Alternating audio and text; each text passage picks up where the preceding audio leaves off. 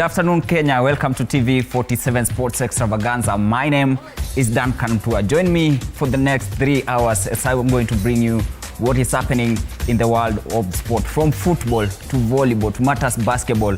And speaking of matters basketball, we are going to have a special interview with basketball stakeholders here in the country. Speaking of basketball stakeholders, we are going to have in the panel, when we'll be talking matters basketball, we are going to have the former captain of the national women basketball team, that is Hilda Indasi. Apart from Hilda Indasi, we'll also be having Jermaine Odhiambo, who is the founder of Motorsport. He will be telling us what is happening in terms, what is happening at Motorsport. And also, the person who will be joining in the basketball conversation is Biles Kosiga. And then, after basketball, here in the studio, behind me, you can see a lady.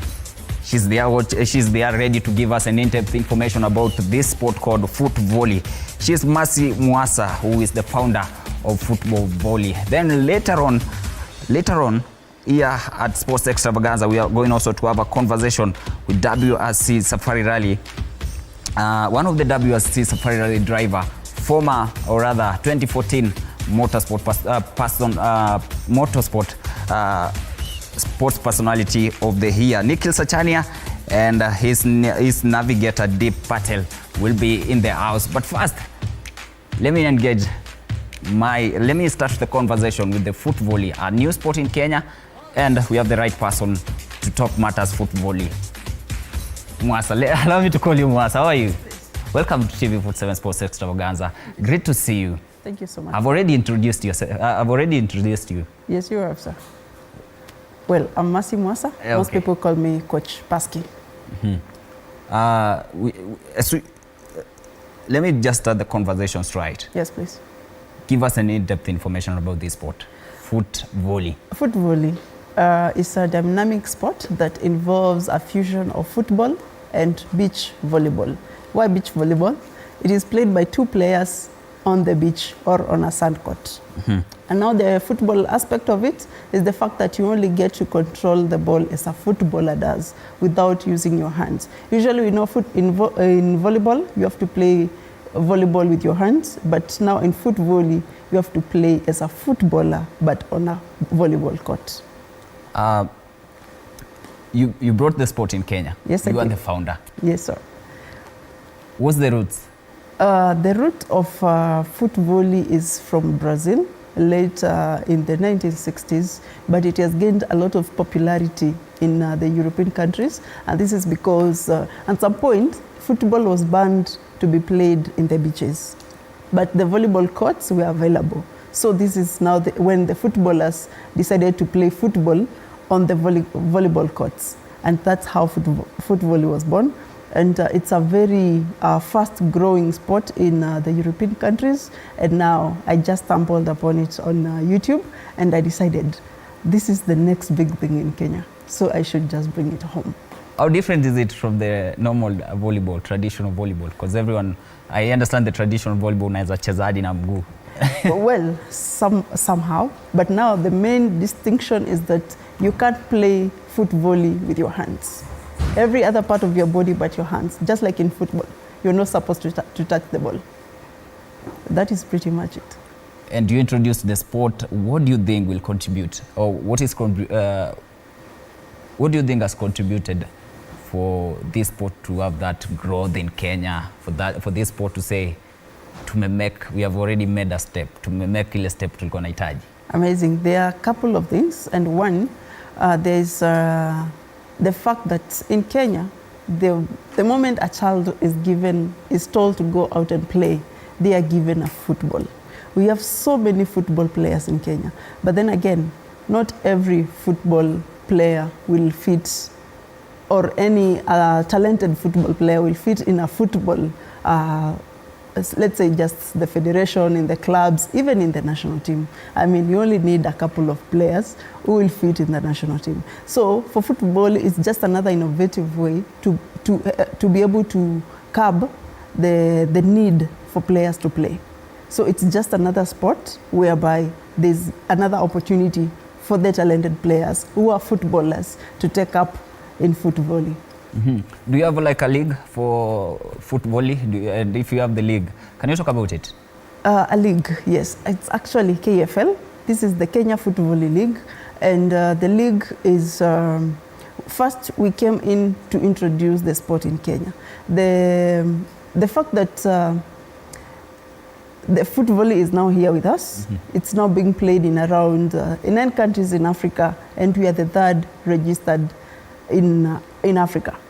And with this, it is all about, first, it has always been about development, and we actually registered last year. We are barely 1 year, but we've developed the sport in 5 regions of Kenya.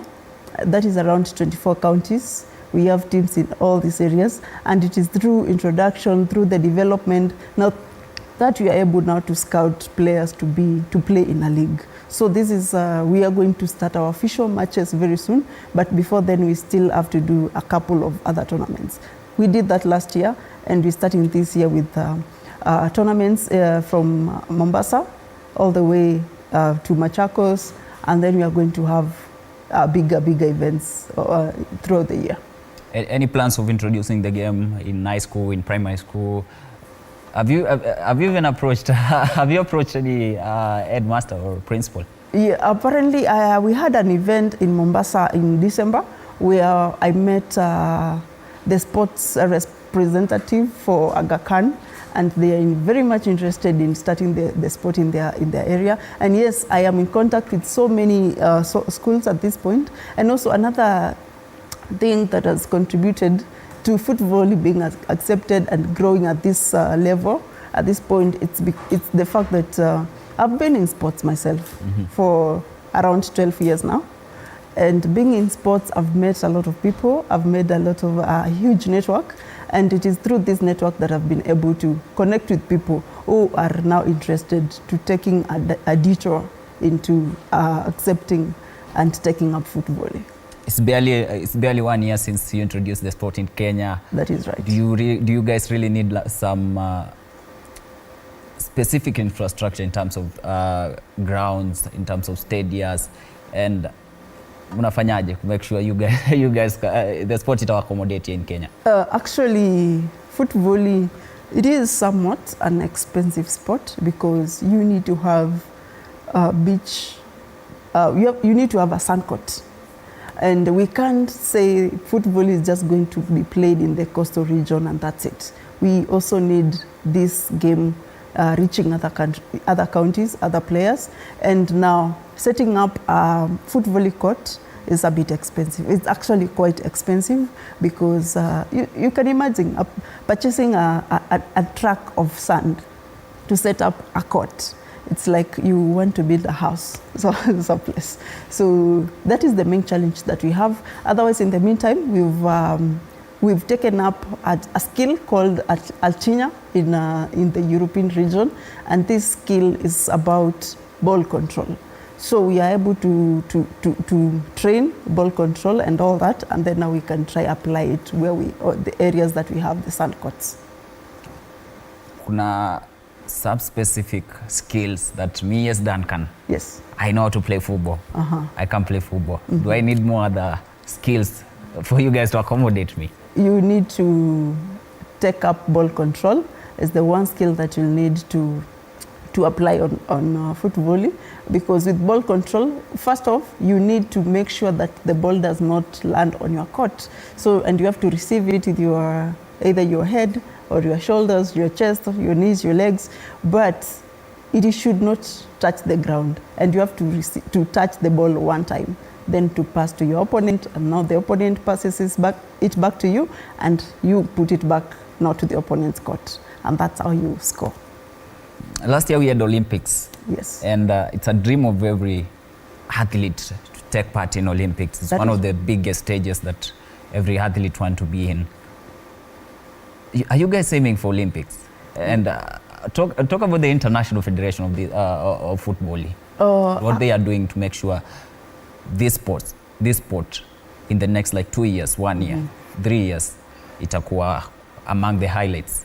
We have the European Footvolley League and we have the World Footvolley League. So basically this is to mean there is a structure that is coming up to run the international federation. And to run a national federation, you must have an international federation. To have an international federation, the sport must be running in different continents. So there's a whole process that is being implemented, and first it is starting with just introduction to different countries, and then all this will be taken up so that we can have a national federation. But now, at the moment, we have leagues in different countries. Every country that is playing footvolley is playing it on a league level and to introduce the sport. And this is also a level where even our players right now, they are aiming to play in these pro leagues. Yeah. Have you guys had like a World Cup major tournament for this sport? And if there is, do you see Kenya being part of it soon? Yes.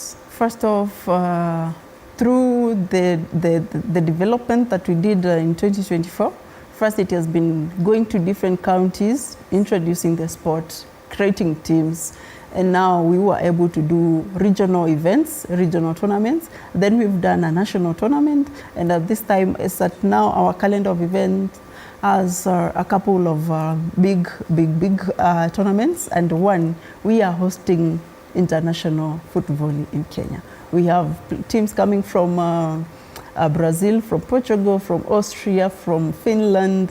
We also have teams from other countries in Africa. And as a matter of fact, last year we participated in the first Ghana international tournament. Yes. Speaking of international tournament and the calendar yenu inakaaje? How is your calendar? Like, what should we expect in March? Maybe April, December, September? We are going to pick on first the one event that's coming up soon. This is now next weekend.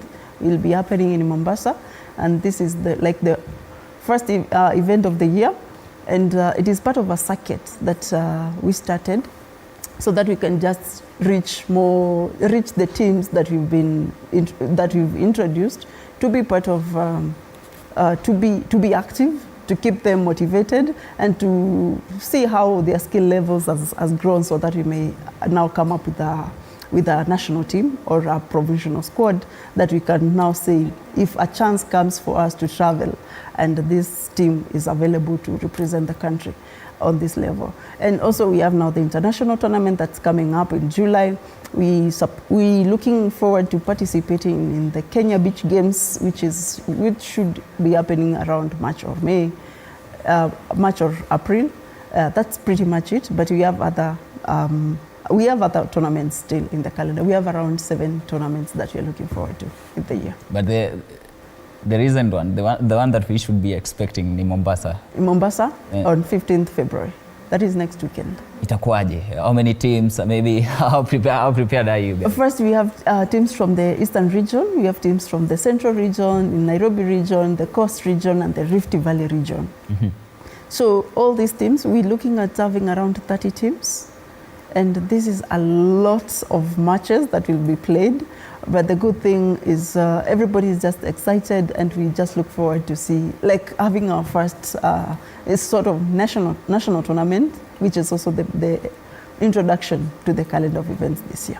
Have you guys approached the Ministry of Sports? And if you have, how did they react to it? The Ministry of Sports, it's always here to support, because first, they are the people to give you the certificate, to certify you to run a sports event in Kenya, or a federation or a league in the first place. That is the number one support. Also, there's most of the time people think of financial support when people talk of support, but before you get the financial support that's supposed to come, which is supposed to be for every doctrine in sports or discipline in sports, you have to go through a certain criteria. And the criteria is first do development, and also give, there's a lot that involves support. And once you've met those criteria, you are eligible to funding. Now I need, me and my viewer back at home, yes. We need to understand the e-sport vile iko. vile inachezwa. And we have the screen here. Yes. So wewe ndo utatudemonstratea every step, like huyu anahitaji kufanya nini, this player anahitaji kufanya nini, what happens if I cross this line, or what happens if I all right. Can I inuka join you? Yeah, join me. Sure. Simama. We can use just one court. Okay. Now, of course, the court has to be 8 meters by 8 meters. There's the net, and now the other court is just a reflection of the first court. 2 players, and you can serve from anywhere outside this line, which is the service line, but you have to serve outside the court. And you have to place your ball on the sand, on the floor, and then kick it from there. You can't like kick it while you holding it. Ndio ball, acha nichukue hii. Nataka ile. Unataka gani? Ile ya Unataka ya volleyball. Sitaki ya volleyball. Acha nichukue ya fumbo. Acha niweke kiti hapa kando. Yes. I'll be sure to give you a volleyball, a foot volley ball, so that we can be fully. You can be part of the Extravaganza show. Yes. All right. So you have to place the ball on the floor, but you have to create a hill so that you are able to kick the ball. Serve it over the net, which is 2.2. You see my leg? Yes, to serve the ball. Now, when you serve the ball, any player receives the ball. It could be player 1. When they receive the ball, they have to pass it to player 2. 1 touch to player 2. Now player 2 sets the ball in a manner that this player will be able not to attack. Yes, pretty much like in volleyball. How many touches? 1 touch per player, 3 touches, the ball to go back to the opponents. Just like the normal volleyball. That's but it. Now this... With your legs. Points are awarded after? Yes. Every ball landing on the opponent court is a point to you. A ball has to land inside the court, and also any ball that lands on the line is considered to be a point. For it to be counted as an out ball, it has to be outside the court. And also, if the ball is coming, say from this court, going to this court, and it lands outside, this is a point to this court, to this team. If it lands inside, now it's a point for this team. Every 6th point, the team rotates, and every time a team loses the ball to the opponents, now they'll interchange in serving. If this player played the first ball, then they lost the ball to this team, and now this team loses the ball again to this team. The other player serves. Okay, na ball ikipigwa huko, yes, ikuja hadi nje, nafani operate, naweza iokolea ikiwa nje, kama I just have to play inside the court. It can go outside, but if this player serves the ball or they've kicked the ball and it has gone outside, it is up to these players to let the ball be, because it should be a point to them. How many players including the subs? Because like for example volleyball unasikia kuna watu 6. Yes, yes. Kuna sub wengine kama 6 hivi. How many players wenye sasa when the lineup inatoka you have the players? Foot volley haina sub. The reason teams hata zikuwa na sub, it's because there are chances of injuries. Maybe it's a long match, but foot volley is just a quick match. 18 points per set. You have to play 2 sets. If a team wins 2 sets, they win the match. If the team A wins the set, team B wins the second set, they do a decisive set. Now the match is over. But then now, if a player gets an injury, which is at a very I was rare about to ask that. case, If a player gets an injury, which is a very rare case, your team is disqualified, not really disqualified, you won't be able to play. Let's say you are supposed to start a match and your teammate doesn't show up. Your team doesn't get to play, and this team gets to win that match. So there's no substitutions. You have to make sure that your teammate is always with you. I think I should bring some amendments. I should submit some amendments to your federation, because once a player is injured, game inaisha hivyo. That is done. Right. That is right. But you're going into a match while you are okay. I'm fit. Tell me what's going to injure you in football. The injuries are very, very rare. Maybe you get a muscle pull, but if you're going into a players into a game setting and you're going, your upstrings zinaanza kusumbua, inamaanisha hujatrain. So lakini no, itawarm pia. Lazima warm, lazima uko fit. Kuna zingine zinasumbua tu. But once you get involved and you understand how footvolley is, you'll now see the sense actually in it. The size of the net, I understand is 2.2. Yes, 2.2. That's right. And for the ladies, just 2 meters from the floor, the level of the sand, to the top of the net. But usually also the net is like 1 meter. So from the start of the net to the top of the net, it's like below it, it's at now 1.2. From the below the net to the top of the net, another 1 meter. Kuna zile special points, like for example in basketball we have 3 points. Yes. For example, there's another game called Coco, where there's someone is awarded 1 point, but at a certain point there's 4 points at the same time. Labda? Yes, there's a special case where now, once the player, they've received the ball, he or she has passed the ball to the opponent, and the opponent may set ball this one to attack. There's a situation, there's a way he's going to make that attack, and if he or she lands the ball, they receive 2 points instead of 1. And this is because this attack is called a shark attack, or maybe you're doing the bicycle kick. No, the bicycle kick, If it's a special kind of display of skills, it will award you an extra point. That will be 2 points for the player. For the player. Speak about the time. The most competitive match in a fight lasts how long? It depends, because it's not a matter of time, but just the point giving system, where if the team can serve a ball, and these ones they land it immediately and get the point. But they can return the ball, this one save the ball, it comes back. The rally could be long than what you expect if the ball is landed immediately. So for the most experienced players, landing the ball is a bit hard. It's easy to see a ball land if the players are just learning the game. But once they become advanced, the rallies become longer. And if the rally is longer, that means you could take a couple of longer duration than you would have expected.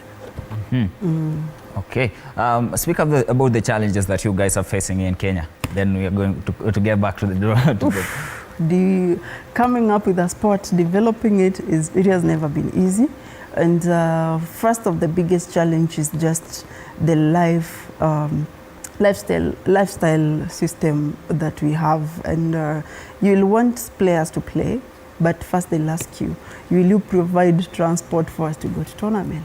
Will you provide lunch for the times we'll be coming for training? And now it only takes people who will see the vision that you have and come in to be part of it. They'll see we are going to sacrifice here and there, and then we know how this will end eventually. But then, of course, it's always about a financial ability on how we are going to run events and all that. But then again, just like any other, say, platform or a federation, a league or whatever, or just a club, if you are able to get sponsorship, you are able to run a successful event over and over again. And I haven't seen you guys active in the social media. Ama mnafanya nini kwa social media to make sure the game inajulikana everywhere? We are very much active. Actually, with just starting footvolley less than 1 year ago, we opened our Instagram account, which has now right about now has more than 4,000 followers. And it is through our social media activities that now these partners who are coming in from Austria, they are called the Association Footvolley for All, that they saw us, they were impressed, and they reached out. They said, we see the work you are doing back in Kenya, we would love to come in and support you with training. Now this is now advanced training for our players, which is a very good opportunity for us to be able to improve our standard of the game. Any innovations for the game here in Kenya? At the moment, we're just looking forward to just doing the current events that we have and trying to secure sponsorships. And with that done, we are going to have one of the best leagues here in Kenya. We're looking at having a 3-month league or so from September all the way to November. And by God's grace, it shall happen. Inshallah. I know you've been in the sport yes. for so long. Yeah, you have some of the key, some of the memorable moments. Most memorable moments. First, I've grown from being a player to being a coach to being a referee in other sports. And some of the most memorable moments, one was seeing like now, my previous sport that I've played, I've been a referee and I've been a coach, is Kabaddi.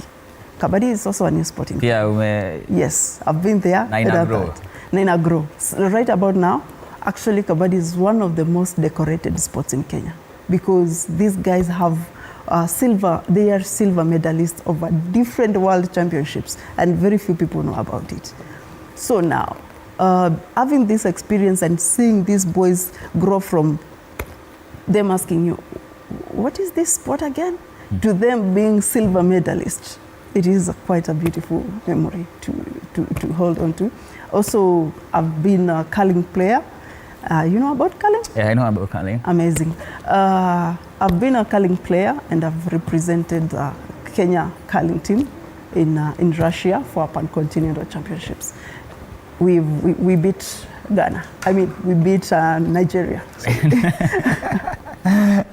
You have talked about Kabaddi. Yes. And how this sport it's developing so fast.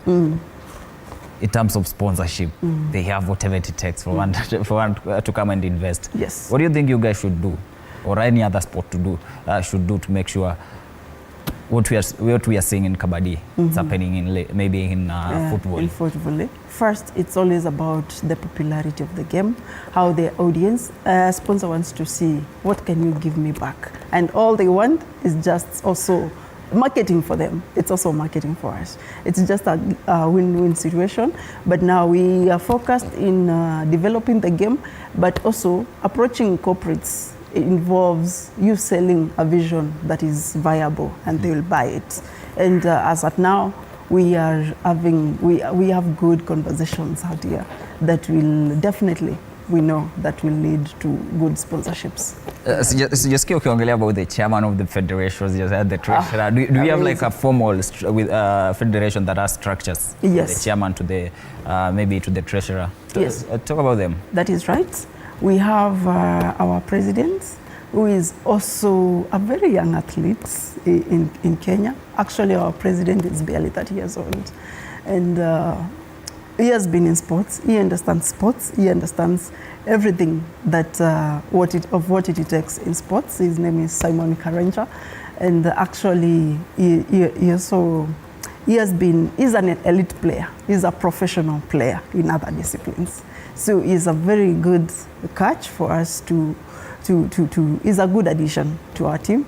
At the same time, we have our treasurer. She's an HR.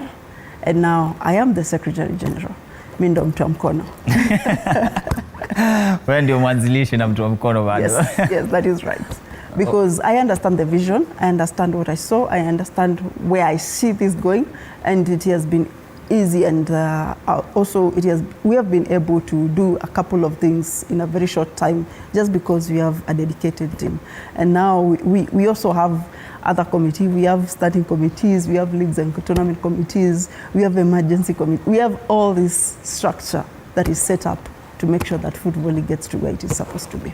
It's from Brazil to Kenya. Yes.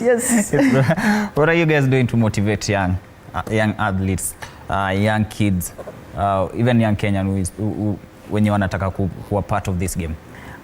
First off, our structure is made of athletes. And these athletes are people who have maybe struggled to get to a point that they would want to be, but they haven't gotten the opportunity. And these are the people that now, right about now, we are working with as the coaches and as the team managers, because they understand the structure. You can't just pick someone who is maybe an entrepreneur, tell them, hey, I have this idea, maybe eventually it will help you like this in your business, but then again, an athlete will understand. So with this structure, these are now, yes, they are playing right now, they are athletes, but in the next few years, say 1 or 2, we will have a new generation of young kids who are looking up to these guys, and they are their coaches and all that. Yeah, we have in-house all-round effects to growing football. Any different journal or let's say different types of football, ama tuko na tu hiyo moja tu peke yake? Tuna hiyo moja ni ya beach. Every standard tournament has to be played on a sand court, and that's it. So what happens here in Nairobi since tuna sand? What are you guys doing? Yeah, now this is where we decided to do now the technique that we are calling Altina. Altina, whereby 2 players can be just out anywhere with a ball, and all they have to do is train ball control. Once you have that, be set up, be in a game situation, or even from there you can go to any volleyball court, just 2 balls and a net. You'll be able now to advance your skills on that level. And all you have to do before a tournament, that's why we always have a couple of days for people to familiarize themselves with the sand. And then now we can have a tournament. In the logo ya national team? Oh, not quite. It's branded up and down. That is right. This is my personal brand, which is a clothes line. It's called K-Clad. In K-Clad, we are more of creating or manufacturing sports attires. We are used to importing everything good and nice. Even the national teams of Kenya, they are dressed from imported attires. But that can change. We can still create more employment and more opportunities for the people who are around us. And this is when I came up with K-Clad. Okay. Yeah, my personal brand that manufactures attires and very nice bags. The size of the ball that the size of the ball you guys usually use. Yes, inatoshana ya football ama ni inatoshana hii mikasa tu ya kawaida ya volleyball ama? Pretty much football, but inaitwa ni FT5. FT5 ni tubeless. No, it's a bit lighter than the football, yes. And also it's quite expensive. A foot volleyball goes for 7,500 shillings. That's the original foot. That is the original foot. The replica. The original one. And, actually, when we started foot volley, first I got balls from Ghana. Some balls were donated to us. That is what we started with. And then eventually I came looking for the ball. I couldn't find it in the Nairobi Sports House. I asked, but eventually the balls came and the price was a bit high. So for us who are just starting and we are in training, and then we've come across a couple of replicas around 2,500. Now this is what we are getting plenty for people to just train with. But we always use the original ball during standard matches and tournaments. All right. Lastly, because time is running out. All right. I want you to talk about the future of this sport and what Kenyans, or rather the government, should do to make sure this sport is growing, to make sure this sport will be ranked among the best or among the best sports in the country as we wrap up. First off, it's just we would want to see more opportunities, more gaming opportunities, and more resources going back to our athletes here in Kenya, because it's crazy that most players will want to play so that they can travel. That is always just the dream, just to represent Kenya and come back. But if you had a very strong structure where players can play at home and still get the resources that, I mean, most players just know if I'll only get paid if I travel, if I represent the country. If players can get paid even locally, for different discipline, not just on the league level, or it shouldn't just be an objective for the leagues or federations to come up with resources for their teams. It should also be a ministry thing to know this federation. It's not just a matter of the events that they have, but to equip them to actualize the structures that they have. And it's okay with having criteria and setups that surely need to be funded, not funding some ghost events and that's it. And also, it's expensive to run events. Say you have an idea, you are not the head of federation in any federation, or you do not know anyone in a federation, but you want to hold an event. I kid you not, you're going to pay more than what you have even to pay the players. So we have some structures that need to be implemented in a better way. So with footvolley, we just want people to play, we want corporates to come in, we want the players to get paid. And that's it. And that's it. Ni toss. Let me just nianze game. Okay.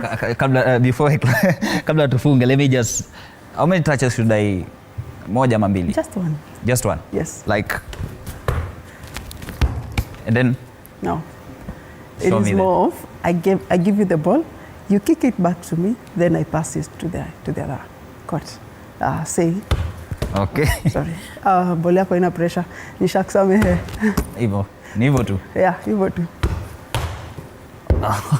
Simekwambia ball yako ina pressure. Ball yangu ina pressure, nitakuwa naiweka. All right, this is TV47 Sports Extravaganza, and we are talking matters foot volley. We have given you an in-depth information about this new sport that is played in a 16 meter long? Yes. 16 meter long court, and tumeongea kuhusu a lot, including the two players. It's played by two players.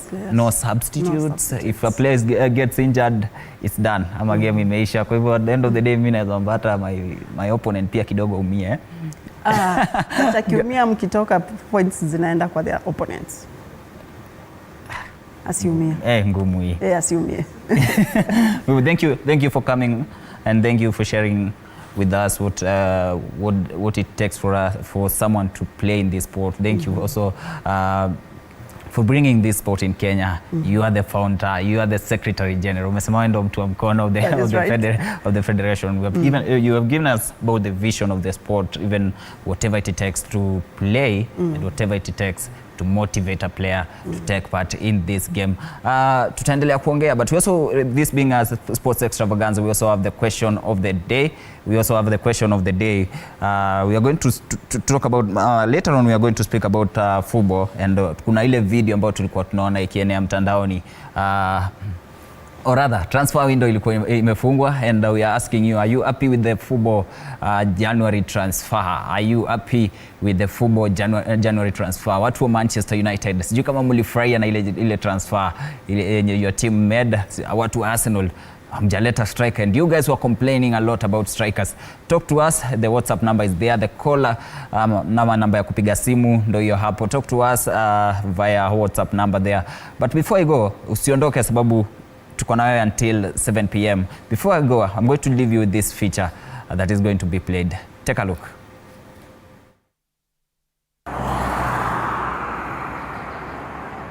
Of course, when you think about ice hockey, you don't figure it in Kenya, you don't see it in Nairobi, but it's here and it's a unique sport.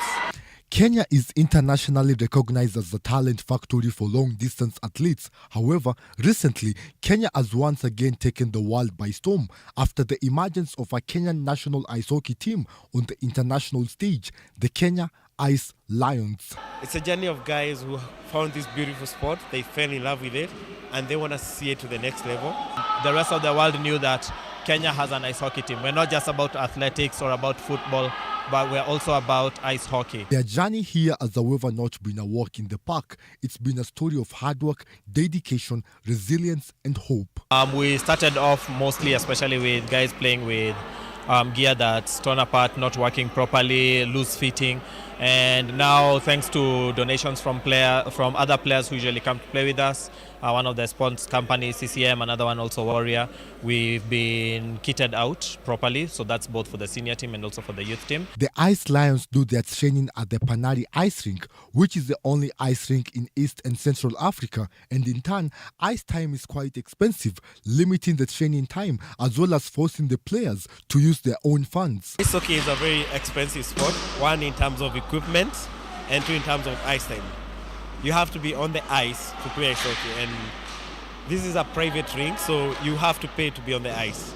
The team relies on donations from well-wishers and corporates who are keen on inspiring the young team to soar into greatness. To grow the sport, we need more ice time because currently we don't have enough.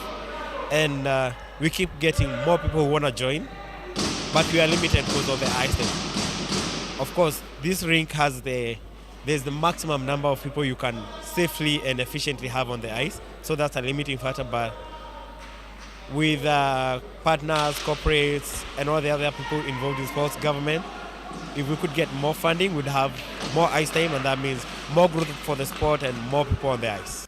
The temperatures at the Panari Ice Rink are kept well below -5 degrees Celsius, and ice hockey being a very physical game, the players are required to invest heavily on the required gear, with the nearest ice hockey equipment shop being an 8-hour flight away. The beautiful thing about these Kenyan Ice Lions is they're very passionate about the game.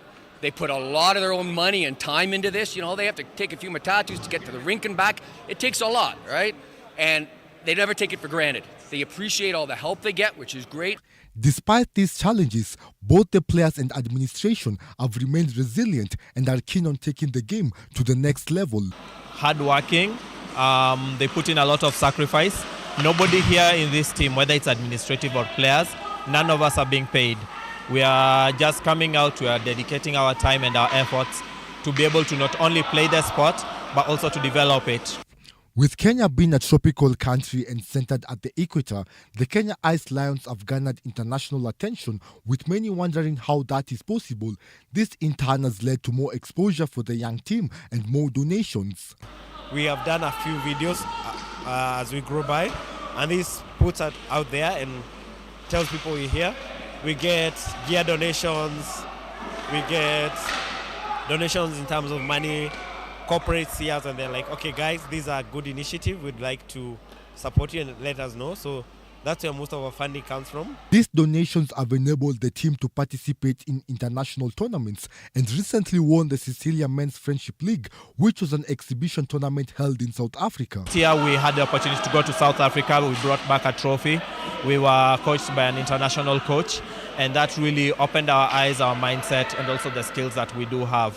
The Ice Lions dream of one day flying the Kenyan flag in the Winter Olympics, a dream which was made achievable after they were accepted into the International Ice Hockey Federation, becoming just the 5th African team to ever join the federation. When we began, the goal was to play in the Olympics, and of course one of the steps is joining the International Ice Hockey Federation, which was a journey of about 2 years, and the announcement that we've joined was a huge leap in that dream, in that goal for us. And now this puts more work on us. We need to develop the talent, we need to develop the skill, and hopefully in the near future you'll see Kenya in the Winter Olympics. Recognized by the International Ice Hockey Federation. It's been a journey that we've been on for quite a while, because that means being a part of that federation, being recognized also by the government. It shows that the sport is developing, it is recognized in Kenya, and now we can be able to have access to support from the federation and also opportunities to also play in the big leagues with the others.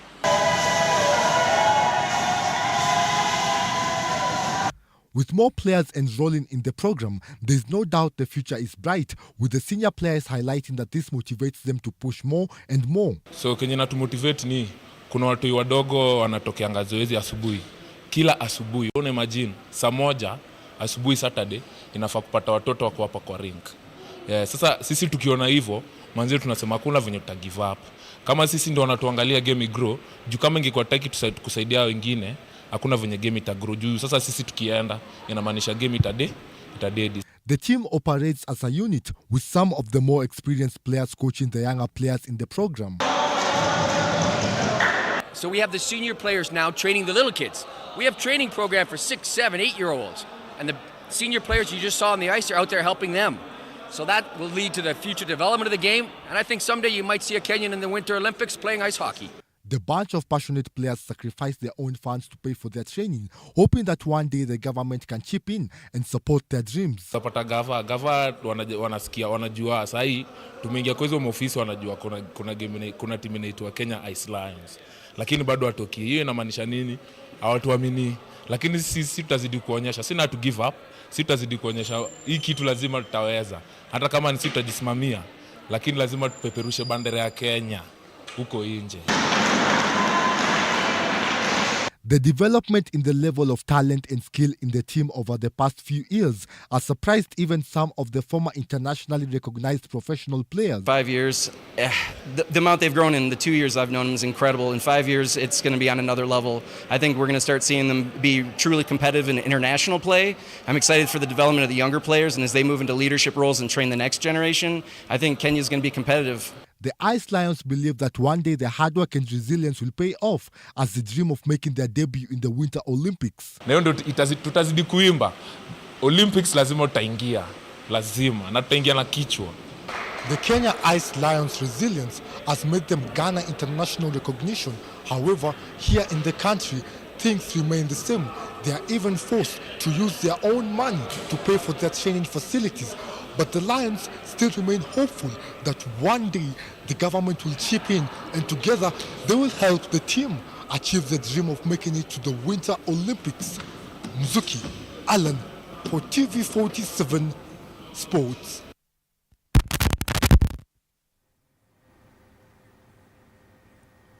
Thank you, Alan Zuki, for that feature that regards to Kenya Ice Hockey Team. Inapiga shughuli yake pale Panari, I think. Yeah, Panari. Welcome TV47. Welcome TV47. This is Sports Extravaganza. My name is Duncan Mutua, and before we move on, remember this is your show, and we want you to interact with us. We're also having the question of the day. We are asking you, team yako, there's that transfer window ilifungwa, and so we are asking you, are you happy with the transfer window? Are you happy with the signing that your team made? Are you happy with the football January transfer that your team are you happy with the football January transfer? Watu wa Arsenal, sijui kama mlifurahia, watu wa Chelsea. Na hii nini transfer mja sign. Pia watu wa Man U, sijui kama mli transfer kama mlifurahia kuona your team signings apart from the few that were brought. Jana tuliona Man United winning 2-1 against Leicester City in the FA. But are you happy with the signings? Ulikuwa unahitaji nani aletwe kwa timu yako? This being a Sports Extravaganza, we are going to move on and talk matters WRC Safari Rally preparation. Remember, the WRC Safari Rally will kick off from 20th to 24th of next month. And here in the studio, we have Nikhil Sachania, who is the 2014 Motorsport Personality of the Year.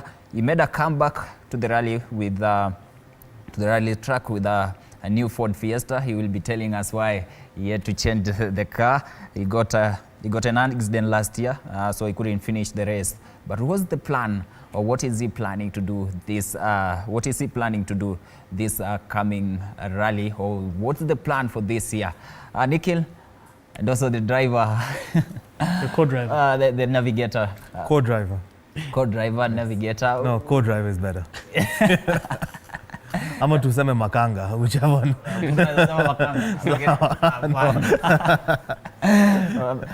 Let me start with Nikhil. How are you? Fine, thanks. Thanks for having us here today. Good to see you. Kwaje? Umesema ni makanga. No, co-driver, yeah. So yeah, co-driver. Thank you so much for having us today. Nikhil, let's start. What's the plan for this year? Let's start with the plan for this. Yeah, so obviously, as you mentioned, we've got a new rally car, the Ford Fiesta Rally 3. Last year, we were taking part in our Evo 10, which we had for a number of years. Unfortunately, we had a crash in one of the stages, really bad, rode off the car. And then obviously, as the months went by, KCB, quite generously put some money towards us in purchasing the vehicle. And we're looking forward to taking part in the WRC Rally 3 category now. So we hope to put on a show, and we see how we take it up from there. You have been with Nikhil for some time. Yes, I've been with. How is it? How is it being with him? It's an absolutely amazing feeling being in the rally car. I mean, throughout the years we've gotten to know each other, and you know, we've basically come to an agreement on how to write the notes. We've changed our notes multiple times, but yeah, it's an absolutely amazing feeling being just in a rally car by itself. Forget his driving style, which is sometimes when you look as a co-driver and watch what he's doing with his hands, it's absolutely incredible. It's like a video game. Literally, it's like a video game. So it's crazy where you get to feel, even without looking at the road, you get to feel what the car is doing, and that's all because of his hand control. So yeah. All right, I understand we have a caller from Eldoret. Patrick, how are you? Hello, Patrick. Patrick from Eldoret? Amesema atarudi. No problem. Labda alikuwa anataka kuuliza kitu kuhusu gari. Nikhil, talk about your former car and why you had to change to another car. Yeah, so last year in the WRC, I think, was it day 2? Day 2. Yeah, day 2 we had a really bad roll where the car caught a rut, and on a long straight we must have rolled about seven times. I think I lost count at 3 or 4. But yeah, the car was written off. Luckily, you know, we walked out unscathed with all the safety equipment that's in the car. So yeah, that car is gone, which was quite unfortunate because it was a very strong car. It served us very well. I had it for about 6 years. Deep, I think 5 years he's been with me. Yeah. So yeah, so it's been a good journey with that car. But now we're looking forward to with this new car. You know, we did the Rwandan ARC last year, which we performed quite well. It was actually our first outing. We finished on the podium, so 3rd place on the ARC category, and Rally 3 was number 1. So we hope to perform just as well as we did in the previous ARC as we do in the WRC this year. Patel, how different is this car compared to the other car? The car that you guys are using this year. Yeah. And it's much more faster. It's more responsive. I mean, it's got a sequential box inside there as a gearbox versus the normal automatic gearbox what we had in the Evo 10. Braking, when Nikhil wants to brake, the braking distance is much shorter than the Evo. The Evo that was there previously, everything was stock in the car. So it was just a regular Evolution car changed to a rally car or made to a rally car. The Ford Fiesta is a purpose-built rally car, let's say that, from Poland and from M Sport. So it's a night and day difference. Yeah. And Nikhil, preparing for the WRC Safari Rally is such an huge undertaking. What are some of the challenges that you are looking up to and you are looking to conquer them? Yeah, so I mean, the preparations have already started. You know, we have to strip down the entire car. We need to check the differentials, the gearbox, the engine, a lot of mechanical stuff that needs to be checked thoroughly, because the Safari is a very long event. You know, we've got 4 days of extreme rough. You know, you've seen the terrain that we have. So yeah, there's a lot of checking that goes on. You know, we've done two events. One was a very tough event, which was the ARC Rwanda. So there is a lot of checks that we need to go through. You know, rebuilds for the engine, for the gearbox, for the differential. So in the coming weeks, we'll be starting to strip the entire car down and then putting it back together in preparation for the WRC. This car, I understand this car is a bit of special. The interior is special. Would you share with us how the interior of this car looks like? The interior of this car, I mean, it's got a roll cage inside, like every rally car. But the special thing about this car is the hand controls, which Nikhil has. So everything is on the steering wheel, from the accelerator to the brakes. Literally everything is, for Nikhil, is on that steering wheel. So it is what makes the car very unique. And when somebody from the outside comes and sees that car, they are like, oh wow, you know, it's like, you don't see it often like that. So I believe it's the only car in Africa Yeah. That's made like that. So in the whole continent, it's the only car. So it's very unique inside. Yeah. I would want to watch to see how the inside of the car. But Nikhil, Patel is always praising you. How is it driving alongside him? Oh yeah, How special is it? Yeah, no, having Deep on board, for the past 5 years, it's been an amazing journey. I can rely on him for, in case we have a puncture, mechanically he knows. He's an automotive engineer by profession, so I'm in good hands if the car does break down, if I do something silly on the road. But all in all, we're good friends, and I think that's what makes us gel well. We're always joking around, but when we're in the car, it's business time, so we're very serious. But once we're out of the stage, it's back to jokes, back to friendship. I think we have a good relationship in the car and even outside the car. A recap of last year, you guys finished third in the Kenya National Rally Championship, right? Yeah. How special is this tournament? How special is this rally? How special is this championship ahead of other championship outside Kenya? I mean, the WRC Safari Rally is the world's toughest rally. So for us, there's a lot of pressure, honestly, for us as competitors or as participants in the rally. But we're there to do our best and to hold up, the Kenyan flag plus also the KCB flag high inside this event. There is a lot of pressure, but it's preparation. It's mentally preparing ourselves, making sure we go through the right steps with the car, testing the car. So I believe on the 23rd of February, we'll be testing the rally car out somewhere in Kenya. So yeah, just to make sure that everything is how we want it to be. So, yeah. And Patel has mentioned something to do with the KCB. Recently, just a few days ago, we saw investing in you guys. Talk about KCB being part of you. KCB, how they have contributed to your journey in motorsport. Yeah, so I think this is the fourth year or fifth year with KCB being on board with us and us being their drivers.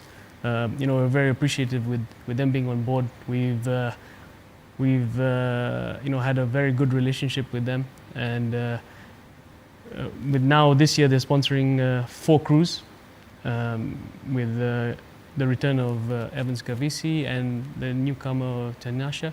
Yeah. So it's nice. The KCB rally family is growing, and we hope we can all shine bright and bring the KCB flag, raise the KCB flag high. Yeah. And maybe something to do with KCB. You want to add something? Yeah, I mean, it's we talk about friends, family, right? KCB is also our family as well. I mean, in times of need, whenever we had the crash, we went to the KCB hospitality tent, the den, and we met Mr. Paul Russo over there, right? And said, "Don't worry, we're looking at something else for you guys." And that's all he said. So it's the small things that talk volumes, let's say, right? The small things that they do for us, the small things that they help out with, right? And they've been absolutely fantastic sponsors for us. And we as drivers, and I'm pretty sure I speak on behalf of everyone that KCB sponsors, we appreciate it. Yeah. And Nikhil, you are among the few, not even a few, but you're the only paraplegic driver in Africa. Yeah. Does that come with a bit of pressure, or how special is it? Do you usually feel when you step in that car? Normally when I did start rallying, it was more about just seeing what I could do, how far I could push myself. And then obviously as the years have gone, 10 years down the line, we're performing on the highest podium that we can, the WRC. We're trying to represent ourselves in Africa, on the continent of Africa, with the rally championship there. So it's more of there is a bit of pressure, but I've always kept that mentality. We're out there to have fun, and I think now the agenda is more of awareness. When we go to a new country, like I've never been to Rwanda. Last year when we went to Rwanda, we had KCB and BPR on board, and it was quite exciting for the fans there to see that someone in my condition is able to drive a high performance vehicle, to take part in such a extreme sport, I would say, and then to also have a big brand such as KCB, have such inclusivity within that sport and to support us across the continent. So there is some pressure behind it, but it's also, we're there to have fun. We're there to, just to bring out awareness, and the main thing is try and win. Patel, wewe unaenjoy tu kuwa co-driver. Yeah. At some point hutaki kuingia hapo. Siku moja, God willing, we will. Nikhil also knows I enjoy driving. I had an autocross buggy, which was built, and then we broke a lot of things in it. Now we're putting it back together, so I enjoy that as well. But for me right now, being a co-driver is absolutely fantastic. It's a great exposure to have, and yeah, I'm happy. So one day, yeah, we might decide to swap. Might swap. We might decide to swap. We might decide to swap. We might. You don't want to be on the other side there? I don't mind it. I've sat once, but I didn't want to sit again. But if Deep insists, I might swap seats. No problem. Hakuna kukosana hapo ndani. Wewe naye. No, tunakosana sana. If I'm reading the notes in kosa naye, I'll just funga the book and say, you jipange sasa. Tukikosana kwa gari, sema wewe endesha gari vile unataka. Nifunga macho. No, I'm just joking. We do have our moments in the car, but as soon as we finish the stage, that's it. It's done. So yeah, we're back to normal friends. Yeah, factory reset. Press the reset button. So yeah, it's a good thing. All right. We're going to take a short break, but usiondoke, because we have a lot to talk about when it comes to WRC Safari preparation. We have a lot to talk about here with Nikhil Sochania and Deep Patel. So usiondoke, let's take a short break, and then we will be right back after the break.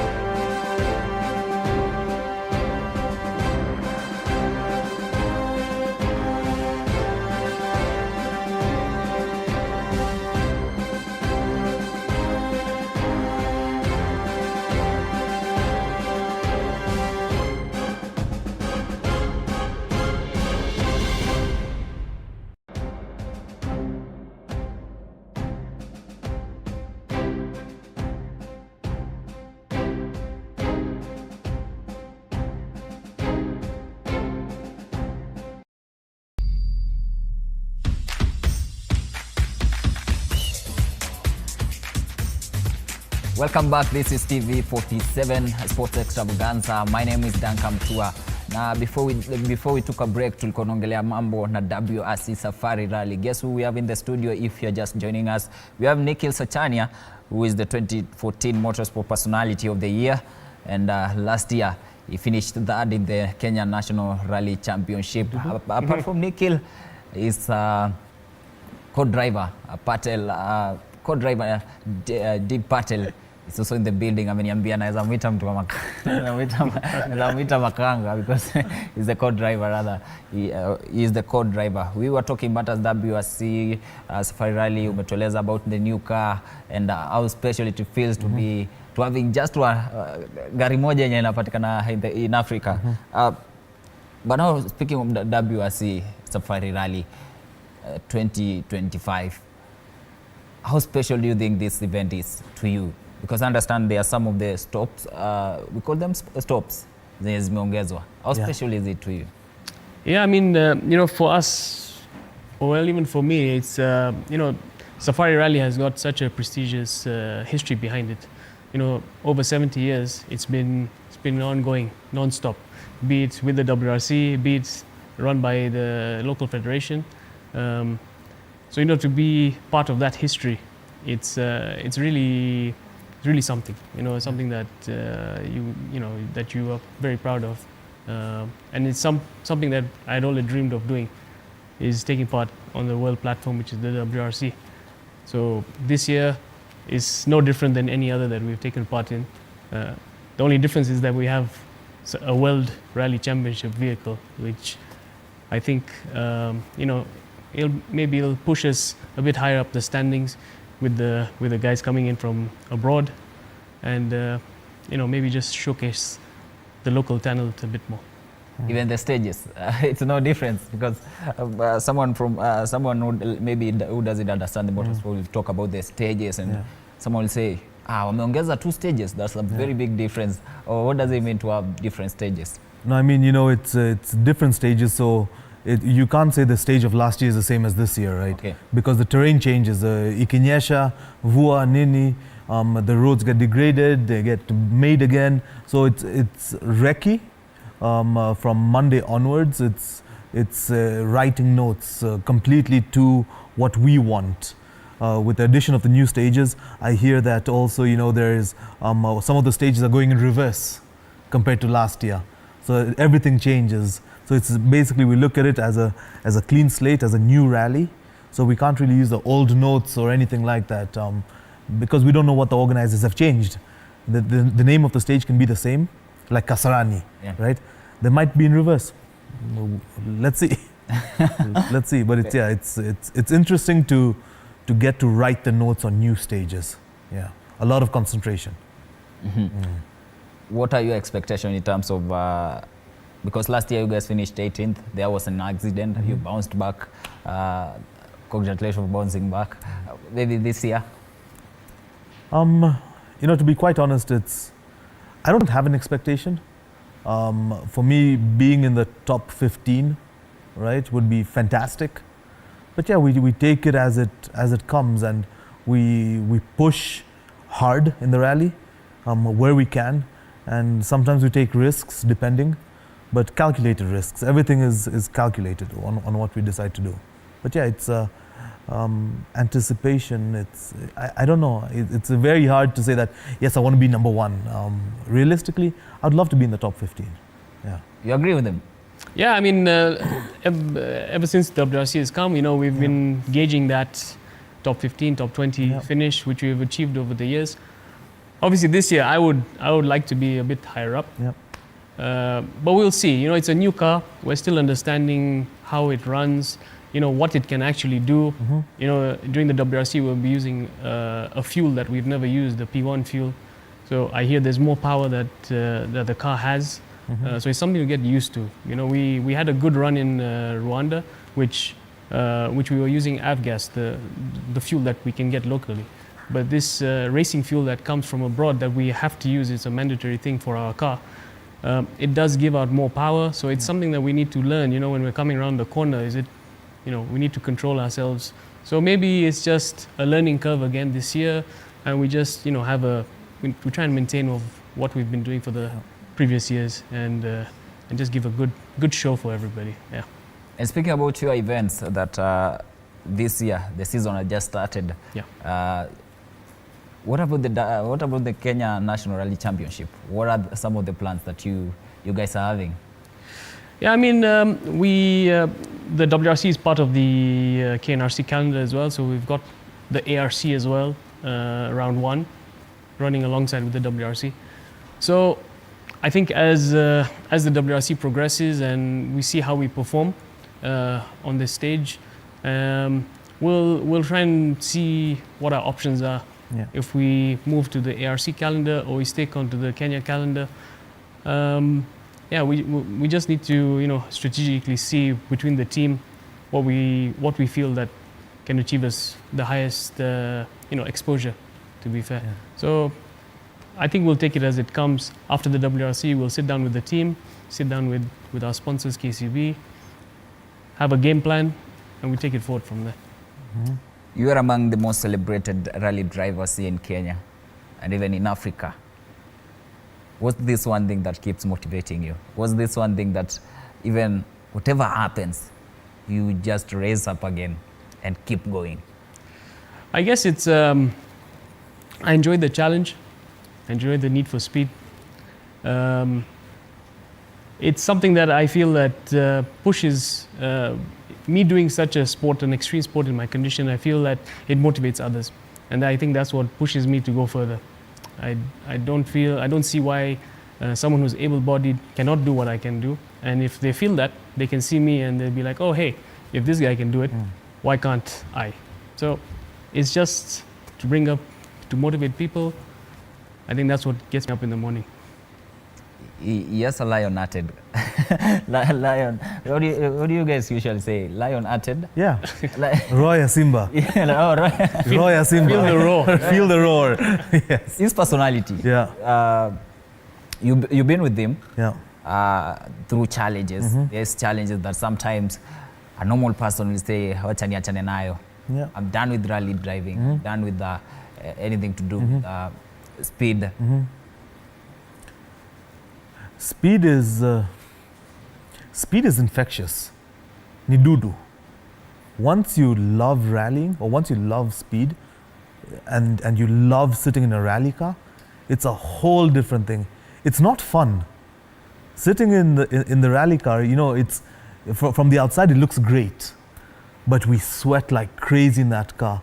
Hakuna AC, right? Ni vumbi inaingia. Inachukua power ya gari. Yeah? Okay. So kuna ka vent kadogo tu kule juu, and that's the only air you get. You have all the safety gear. It's really hot in that car, right? When you look at most of the rally drivers, when they come out, they're finished. It's like a week recovery. Your body genuinely takes a beating inside that car. But we love the sport, right? And for Nikhil, I mean, for him, he never says no, right? To anything you tell him to do. So it's great. It's absolutely great, whether it's on the track or off the track, right? It's always let's go do it. Oh, no problem. Do you have some of the key memorable moments that you would say this guy's a genius? I wouldn't call him a genius, but no. Then you can share with us. We're actually just sitting there before we came on stage, and we remembered a picture of Tanzania that we were on, and it was like a 2.5 kilometer straight. This was a couple of years ago. Just after COVID. Just after COVID, yes. And it was a 2.5 kilometer straight. So Nikhil, full throttle.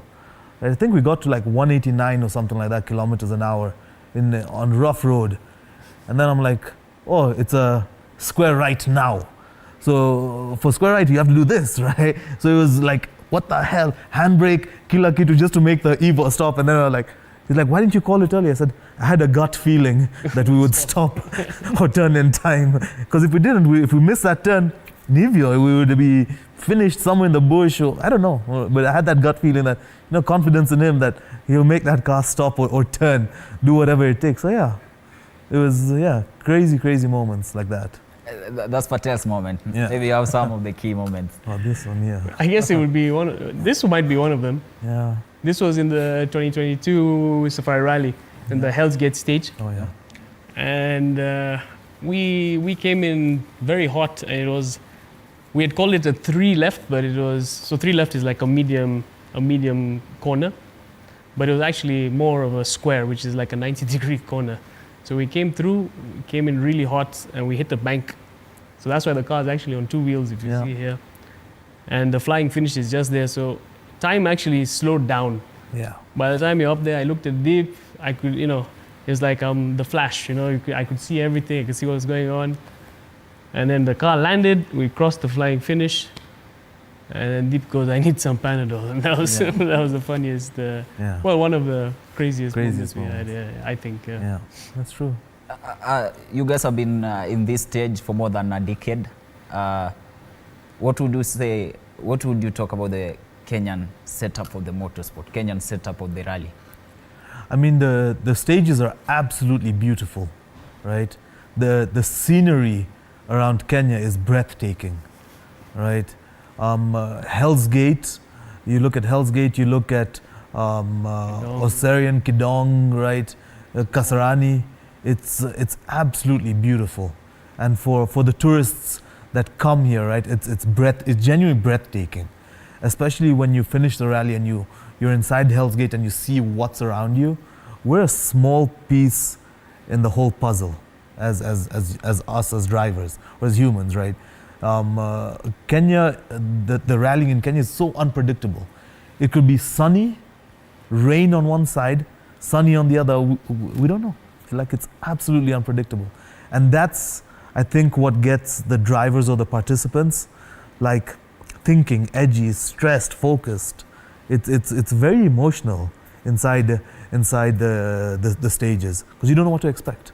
So yeah. Okay, Nikhil, kuna what would I say about them? There's a lot that is lined up for you in future, but then again, we have to look at the future of the Kenyan motorsport. How do you see it? I mean, look, and what should we do to make a step that many people say, we are a bit behind? Well, we're not behind at all. There are a lot of young drivers upcoming. If you follow the autocross, obviously last year there was a lot of issues with the local championship, but with the autocross scene, there was a lot happening. The rallycross that happens. There's a lot of young potential drivers that I watch, and I'm like, wow, this guy, he's going to be one of the champions very soon. And it's more of just, I think, organization and cleaning house and just seeing how things progress from there. We have a very, very rich history in rallying, in motorsports, and it would be a shame for anything to disappear. But there's a lot of people behind the scenes. They're working endlessly to make sure that doesn't happen. And where us as stakeholders in this sport, we don't want it to go anywhere. We invest so much in these rally cars. We have got such brand sponsors, KCB's behind us. It'll be a shame for anything bad to happen. So it's more of just cleaning house, and we see how things go. It used to be great a few years ago. I think it's just people just need to step up the game, organize, and because we have a lot of potential here. Yeah, leave us out of it. There's a lot of youngsters that they're ready to shine. You agree with him in terms of the future? Yeah, absolutely. Like Nikhil mentioned, there's lots of upcoming rally drivers, right? It's I would say the politics of the siyasa, right, within the federations, etc. That it's hard to hear, but it's a question of how to manage, right, and who should be the stakeholders and who should be responsible for certain things, right? And I think once that's cleaned up, then the big brands, right, would be back in my opinion, right?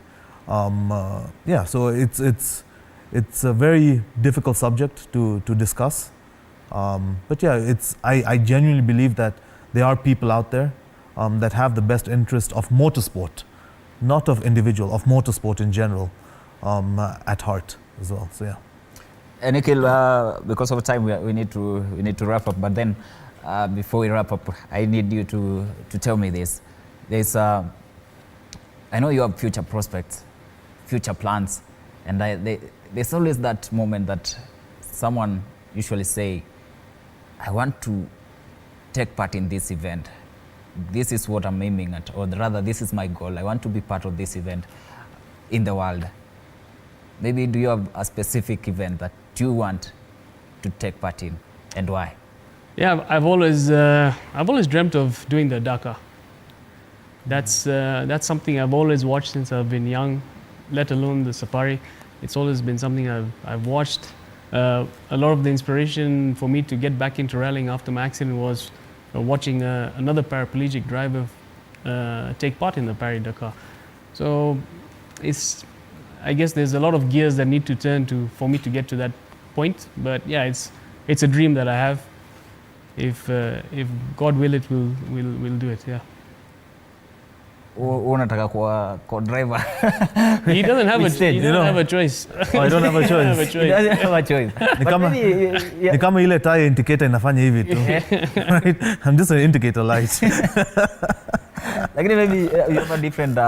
No, I mean, actually when Paris-Dakar happened in January, or the Dakar happened in January, we were watching it and we were like, holy crap, it's actually really nice to see, because you get trucks, cars, motorcycles, all these different motorsport or adrenaline things in Saudi Arabia, right? That everyone meets in the desert and you race. So yeah, if it works out for us, it works out for us. I mean, let's see. I no problem. It's a plane ticket and we go and we race, right? So yeah, but we'll see what the future holds. What the future holds, exactly. All right, your parting shot regarding KCB coming through, regarding the WRC Safari Rally 2025, and also the Kenya National Rally Championship. Your parting shots. Yeah, so I'd just like to thank KCB for giving their support to us for the past 4 years, for this year. Without them, I don't think we'll be able to rally. As I've said this many times, without them, I don't think we would be participating in the WRC. It's an expensive sport. Yep. And they understand that. They've backed us, and we really appreciate that. And then obviously to the fans, I hope to see you all in Naivasha on the 20th, right? Yeah, yep. 20th. We start in Kasarani, and then we head to Naivasha. So I hope to see everybody there.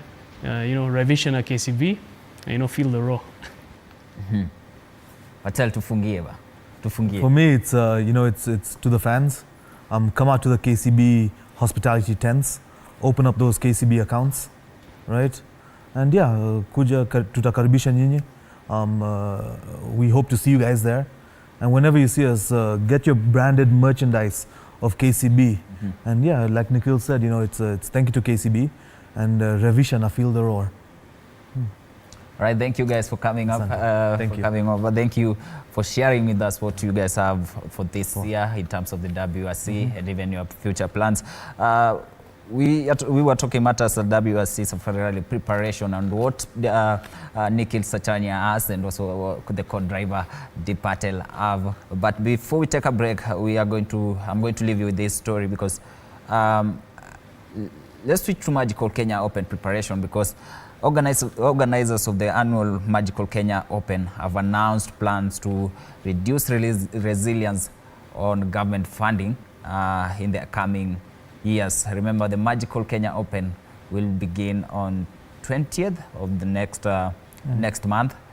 20th of this month, 20th of this month rather. And Patrick Ombach, the chair of the local organizing committee, has stated that they are actively seeking corporate partnership to ease the financial burden on government, which has historically been the main sponsor of the event. The Magical Kenya Open is set to take place from February 20th to 23rd at the Muthaiga Golf Club. This year's edition has attracted 150 players, including 13 from Kenya, 8 professionals and 5 amateurs. The winner of the Magical Kenya Magical Kenya Golf Tournament will take home at around $2.5 million prize money. Wow. So that we all have the full ecosystem. This event brings more than golf. It brings the world to Kenya, but it also creates a new profile for our country, which for us Kenyans we should take advantage of, especially the young people who dream of pursuing golf as a profession in the future. As we look forward to the coming years, we'll make sure that it continues to be more inclusive, have more participation, but also prepare our local players to participate more and more in this event. The event is taking place here between the 20th and 23rd of February this year. It continues to be a major highlight in Kenya's sporting calendar and attracts approximately 15,000, 16,000 spectators onto the course over the 4 days. And these are both local and international people, a lot of large contingent from Uganda, Tanzania, where we have players from the region who participate in the Magical Kenya Open as well.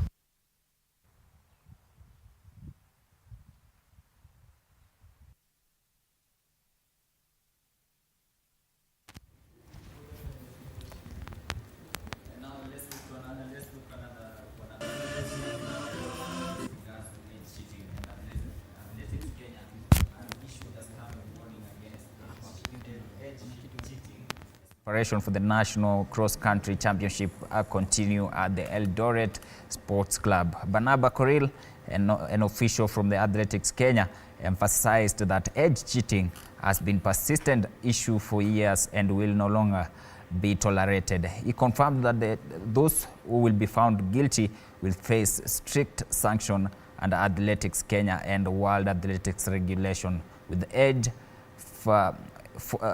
edge cheating being treated as a form of doping.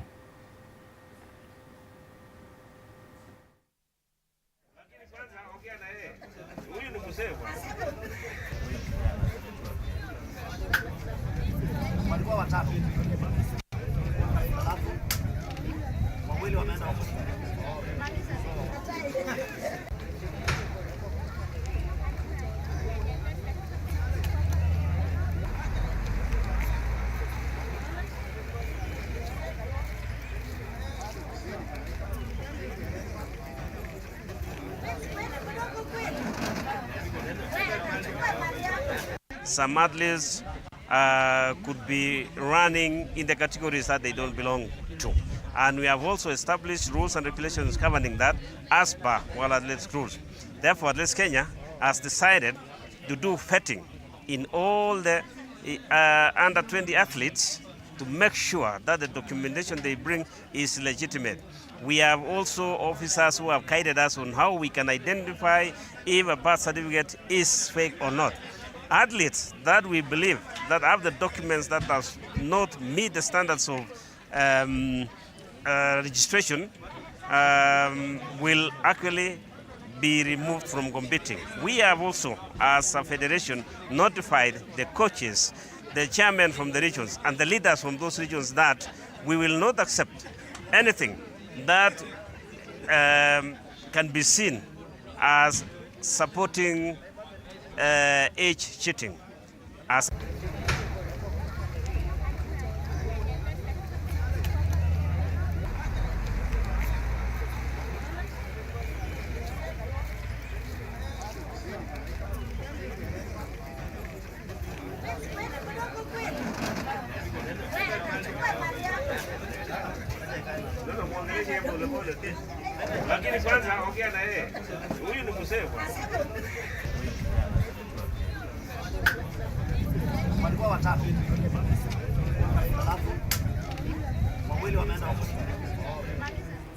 And that story will take us for a short break, but don't go away because we are going to have a discussion regarding matters basketball and how to develop this sport. For that matter, we'll be discussing, or rather we'll be having a conversation with Jermaine Odhiambo, the founder of Wima Sport. We'll also be talking with Biles Kosinga, who is the co-founder of Runda Ridge Basketball Academy, and former national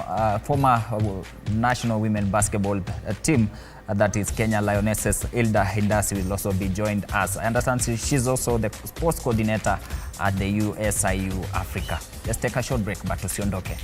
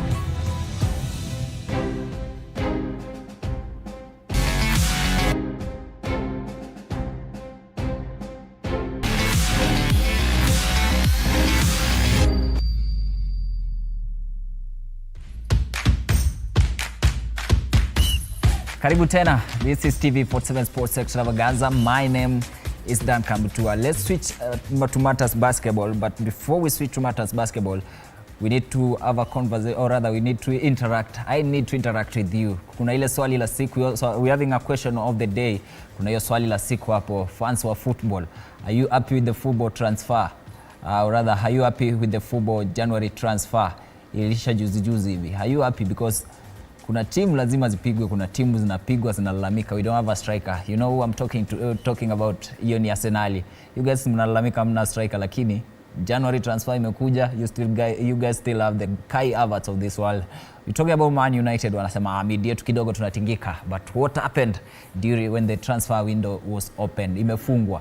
Are you happy? You as a Manchester United fan. Manchester City, we were expecting a big signing, but hakuna mtu ameingia pale a big signing. What are your thoughts on your team?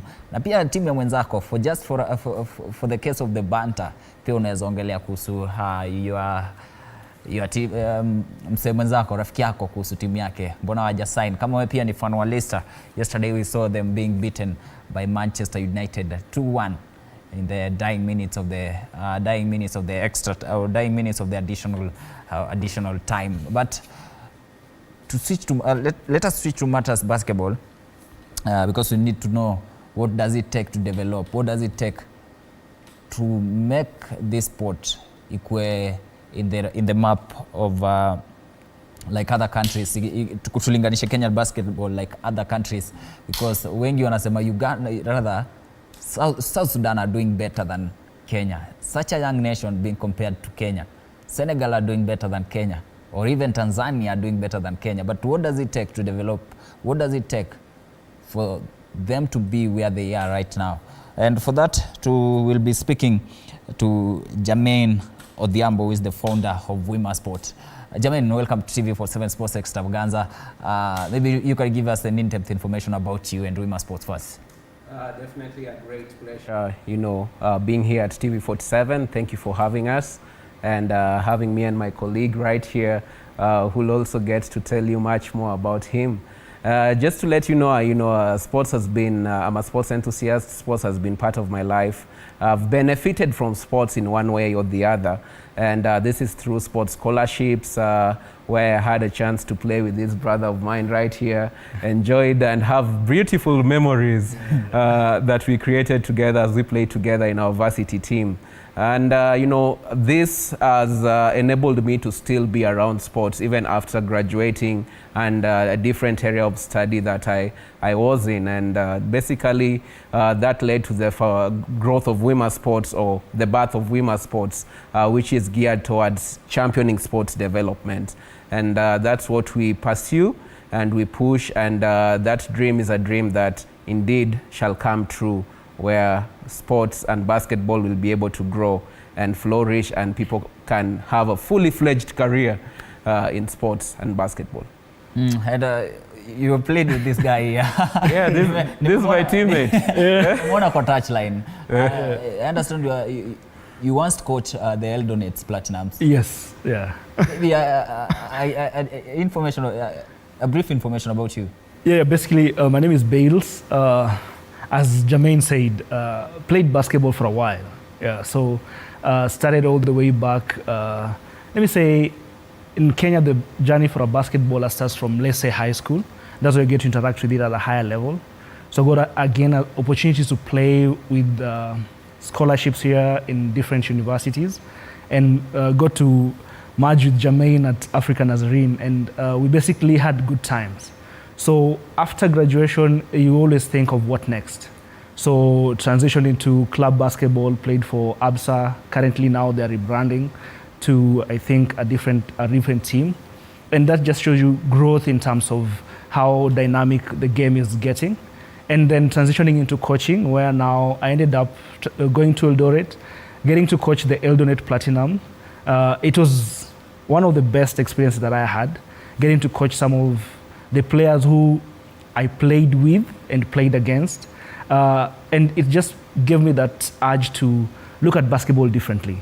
The question was, how do I make sure that this talent that is here now can transition into another person, and can we build another set of generation that is going to basically take over when the generation of basketball players now that we have in the country get to sign off and say adios to the game of basketball. Yeah. Talk about this swimmer sport and why is it associated with basketball?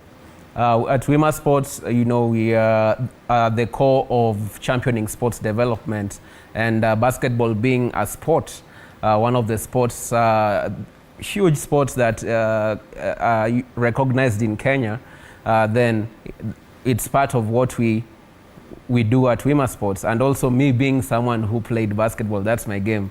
You know, charity begins at home. So it was easier for me to start championing development of basketball in Swimmer Sports. And that's what we do, and we do that in many ways. Is it sports documentaries? Is it telling stories, athlete stories? Is it letting people know about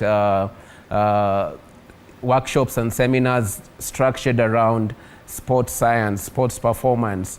Is it around psychology and psychotherapy in sports, and how mental health impacts an athlete's life? You know, we look at all these aspects that help steer athletes to the next level, because high performance sports is between your ears, which is the mind. And for you, even the word of God says the battle is in the mind. So we look at all these different aspects to position athletes and basketballers to be able to perform to the highest level. So that's our core business in Swimmer Sports. Do you like have a special project like he does?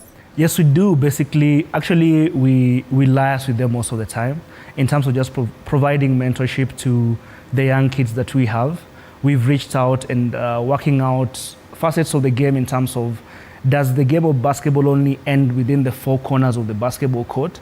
Or from the early stages, can we basically get the mindset of this player in a sport where they basically know, as Jermaine says, that if the mental is right, then it means that the focus is always very laser focused towards what the goal is going to be for these young kids. So for us, right now we basically run an academy called Runda Ridge Basketball Academy, where we have kids ranging from as young as 5 years all the way to 23 years. And it's quite interesting that we're seeing transitions, and some of the things that Swimmer Sports does in terms of getting to that niche of, it's not just about nutrition alone, it's not about how recovery should be done, which Swimmer Sport is good at.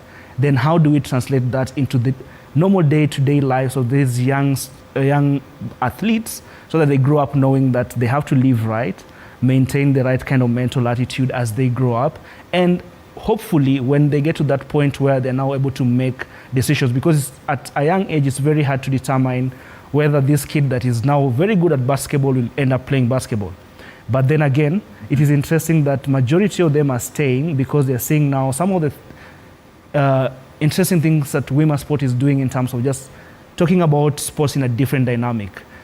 Management, how do you prepare before the game? How do you cool off after a game? So those are some of the fundamentals that RRBA is basically leaning towards Swimmer Sports to provide. Yeah. And there's been a lot of noise when it comes to the administration. Yes. The federation. Yeah.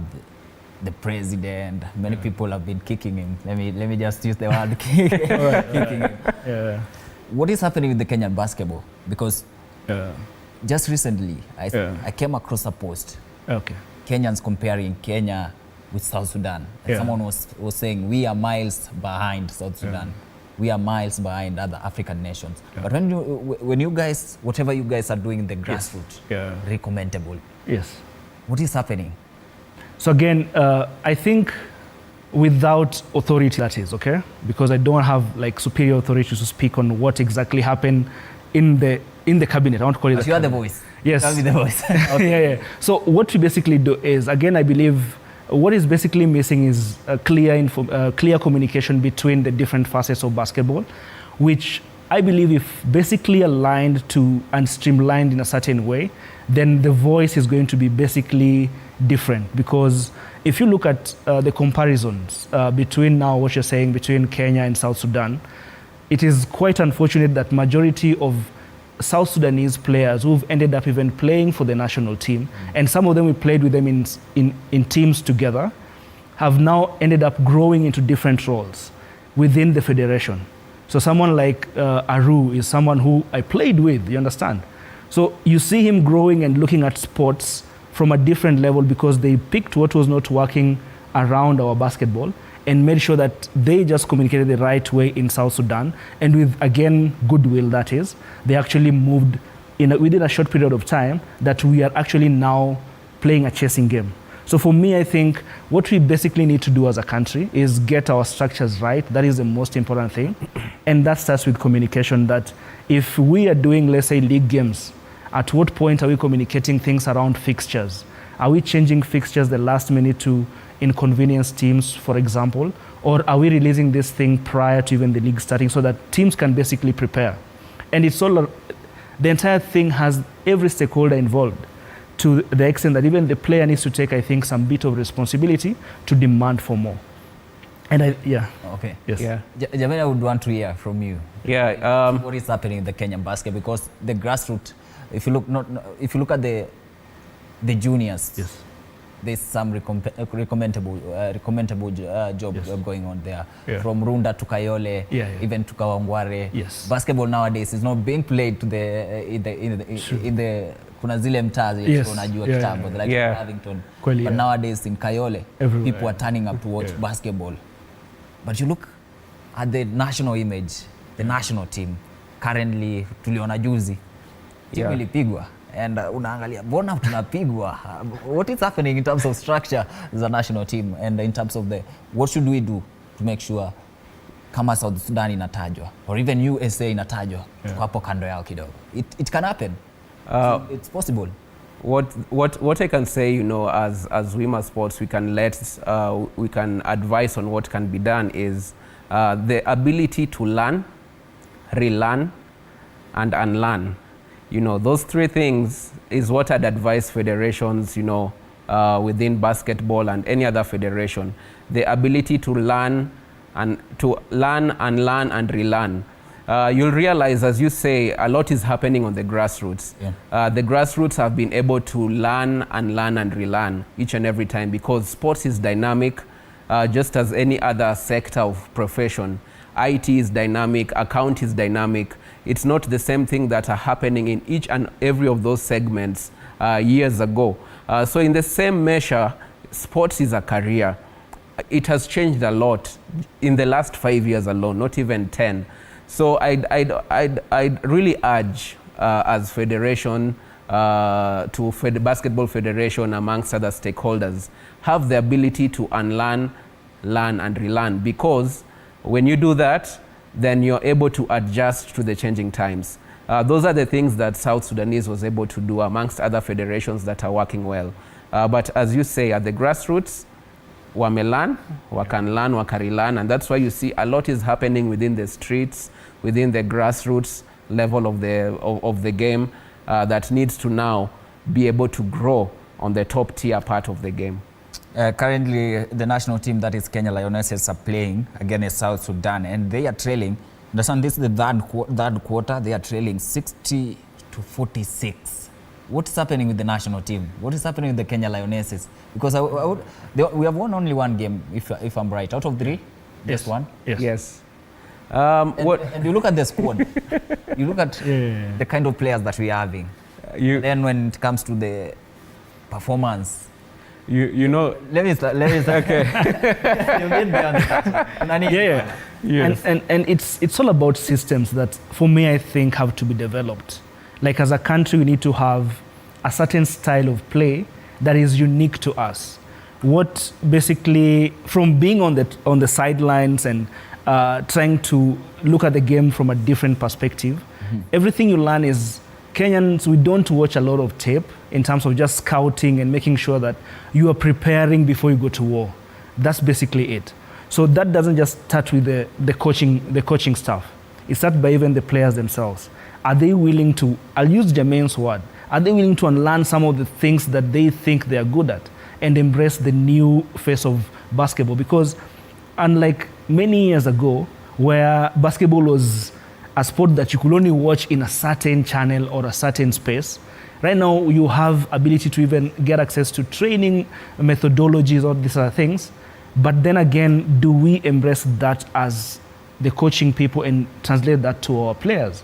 So if a system has been used over and over again and it is not working, the question is, are we looking at the game from the player perspective as a coach, that you are actually playing the game with your team in the court, or are you looking at it from a bird's eye view where you're looking at the different pieces? Because when I look at basketball as a game of chess, can these pieces be moved on that chessboard, which is a basketball court, to the extent that it allows those unique talents that each and every player brings to the game to actually shine at the end of the day? Because it's not about the X's and O's at the end of the day. It's about those small things that I think as coaches in Kenya, we need to start looking at keenly.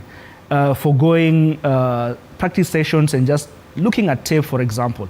And currently there are teams that are actually embracing that. They are scouting, they are going out there and looking at tapes. And now even independent individuals are coming to the games and recording aspects of the game which can actually form parts of the tapes. But the question I'm asking myself, because I no longer find myself in Nyayo most of the time, are my fellow coaches. Why? Ulichoka na game ama? No, sikuchoka. No, sikuchoka. Kuna watu wanasema hii baki ya Kenya, siendi kuona bana. No, sikuchoka, but in fact now I think basketball is picking up in terms of how fans are viewing the game from the different, and that actually brings back the fun into the play. You understand? So if I have fans if Jermaine is the fan, I know Jermaine knows how I play, so I may not go into my bag and bring something cool for Jermaine to see. But if I have different people watching the game and they're always constantly there, then you see now the game starting to evolve. And other leagues, what you're saying, Mtaani, is actually influencing people to now go see those kids who are playing in those areas and they're playing again a game in Nyayo, they're actually transitioning into that space to watch. But again, it still goes back to how do we prepare? The preparation is the end game for me. If we take, let's say, a month to prepare for an event or a game or a tournament, it is not fair even for the player themselves, because the body will not, Jermaine will tell you, the body will not be ready for that tournament. Even if I've been playing for an entire year, it won't work. You understand? And things around altitude, around all those changes, these are things coaches need to start looking at deeply and understanding the physiology around each and every individual player and making them play to their strengths. And you can only learn that via watching tapes and going over and over again, even from practice sessions. Yeah. Jermaine, Kenya trailing right now, 63-48. We are behind. Third quarter. What is happening? As a sports person, there's always winning and losing. Yeah. And sometimes, how do we take a loss? Sometimes that matters if you'll win tomorrow. Because as I say, sports is a process and it takes progression of doing the right thing constantly to achieve the bigger result or the end result or the end goal. So what I can say to that is, okay, we are trailing or we've lost, we've only won one game. But from this tournament, what are we learning? How can we come up better in the next tournament, aligned to what Bales has just said in regards to preparation, in regards to how to prepare and see the game.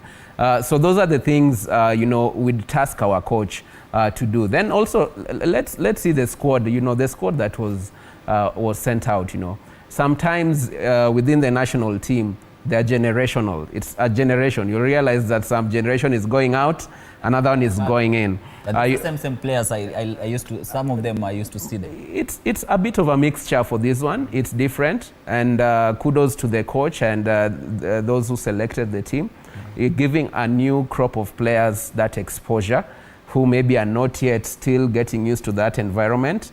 What comes into play, the mental health coach. Are they mentally ready for that level? Were they prepared? Preparation. Yeah. So what I can say is let's support the ladies. Let's see how they push strong for this tournament. But let's task the coaching staff. Let's task the federation to ensure that we don't fall in the same place. Let's learn. Let's progress. Let's get better by achieving all these things that are readily available now within the University of YouTube. Yeah. Now let's move on to something like infrastructure. Yes. look, the Kenya Basketball Federation have a basketball court, arena that they can call their own. Because sometimes the Premier League matches have to be moved to USIU in any open ground. Yeah. No, I would say it's not favorable for basketball.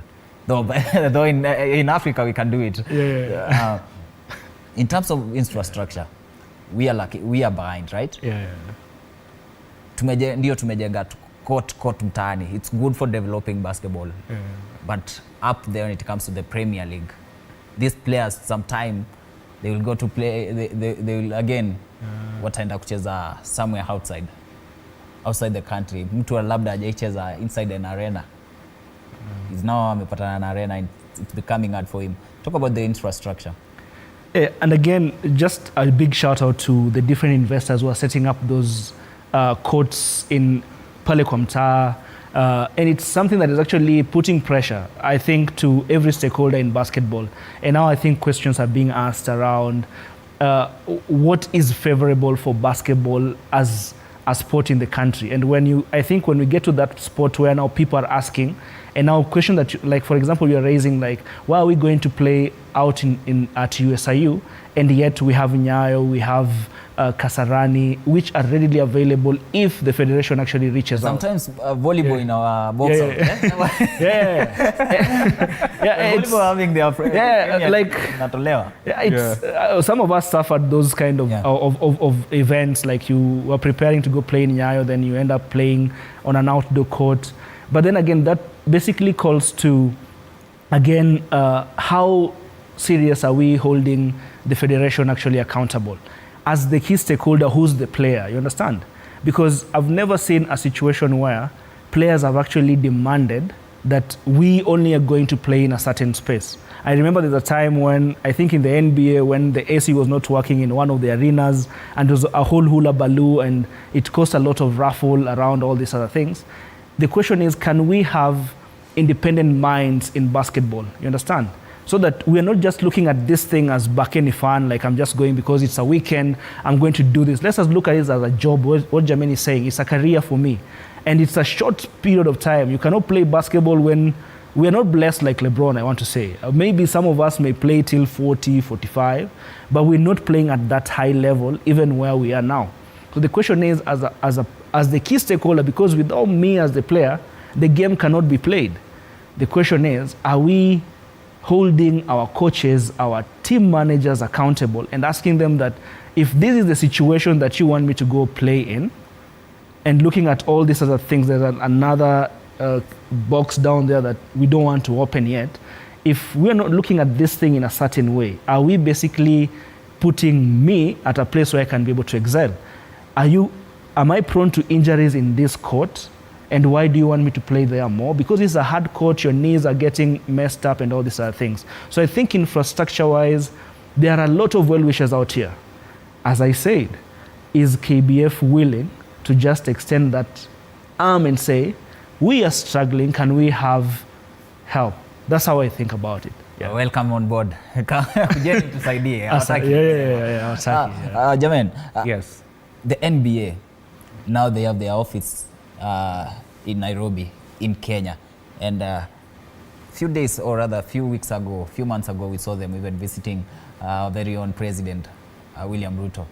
Them being the country, or the office being the country, what does it mean to the Kenyan basketball? I mean, it's huge. It's huge. And, these guys make strategic moves and calculated moves based on data and research. And just to let us know, based on there's a data that's out there in the internet, between 2050 and 2060, the youth population of the world, Africa will be leading with 60%.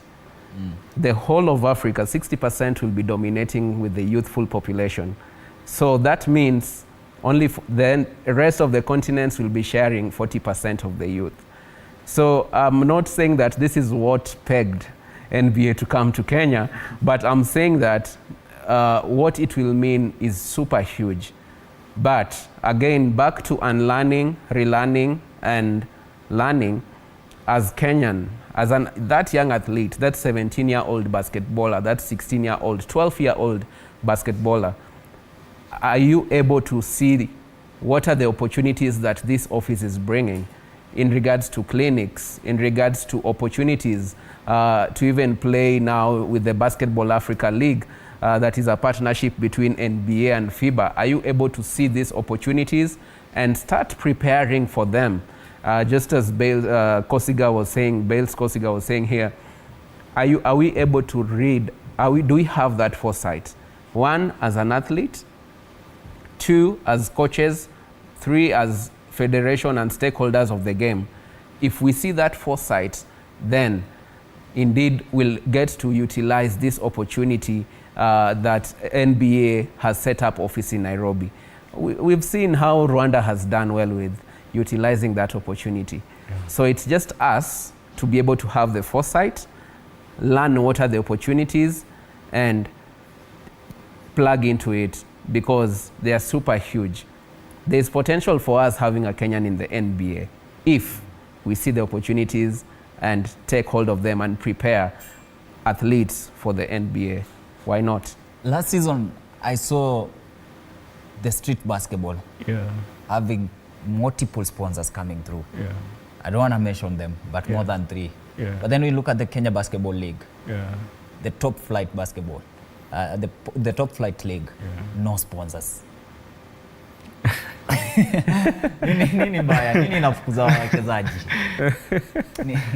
Again, it just goes back to the planning, because as a sponsor, let's say if RRBO would want to sponsor maybe a team, for example, I just basically want to see key things. For example, is there consistency in terms of the planning? Are my league matches scheduled at times that are not going to be changed by a phone call, you understand? Or an email that hits your inbox at around 9 p.m. and you're on a Thursday and the game was slated for maybe on a Saturday morning. So such kind of things are detractors for me towards sponsors just coming in and looking at this thing holistically in terms of value for what they really want to achieve with that kind of extension of goodwill to the league. So the comparison, actually, as Jermaine said, if the league itself, the basketball federation, can just take a step back and look at what is successful pale mtaani, you understand? Yeah. And these are people who are basically, and it brings up a lot of dynamics in terms of, do we have managers managing the game that we love, you understand? Or we have people who are managers in words, but they really don't know actually where to go when things actually hit the fan, you understand? So that is what basically comes out every single time, because there were times where when we had sponsors in the league, went down the drain. We don't know exactly what really happened, but it is an entire box that I hope one day is going to be closed on, because for me, I feel we cannot move on until that box is basically cleared off the table. So for sponsors to come back in, there's a lot that needs to be done by the federation itself to actually look at some of the things that are not making this thing work for them. Basketball development conversation is a conversation that we can have more than 10 hours, even every day. True. Yeah. I want us to wrap up, and I'll begin with Jermaine. In terms of technology at Motorsport, what are you guys doing so special to make sure this, or rather, Motorsport is so unique? And me as a basketballer, I look up to you guys. So in terms of tech, tech covers all the way to production, because production works with tech. So we look at, under tech, we are looking at foresight, our long-term game. We'd like to do showcase production of live games, live streams, of sports events, of sport games. Those are our long-term game. But currently, we are telling stories in a huge way, in terms of sports documentaries, in terms of interviews, in terms of workshops.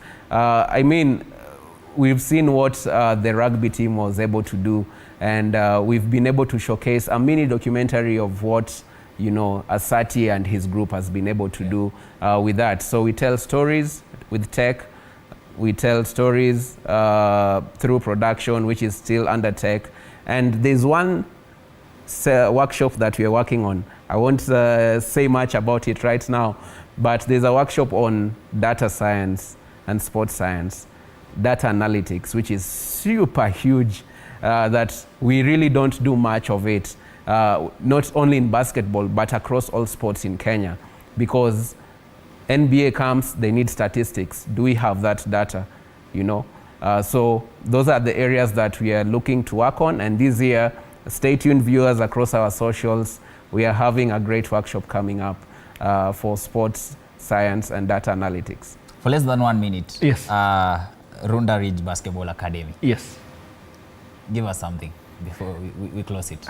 Yeah, basically, mine goes to the parents, because we are seeing a crop of parents who are actually keen on having their kids out there enjoying different sports, different games. And that is an asset that cannot go unchecked. So at the end of the day, our request to the parents is not to give up by looking at some of the mishaps that are happening in the federation, is that can they take that leap of faith and allow their kids to learn the game? And at Runda Ridge, what we are keen on as an academy is, are we building a crop of players that can actually look at the game in a professional way and demand for what is rightfully for them? This includes contracts, it includes insurance, it includes all these other things that has basically been something that has been overlooked. And we're actually teaching this from a young age, that as you intend to go professional, that is where you're supposed to end up, and that is where you get quality. All right, thank you so much, guys, for turning.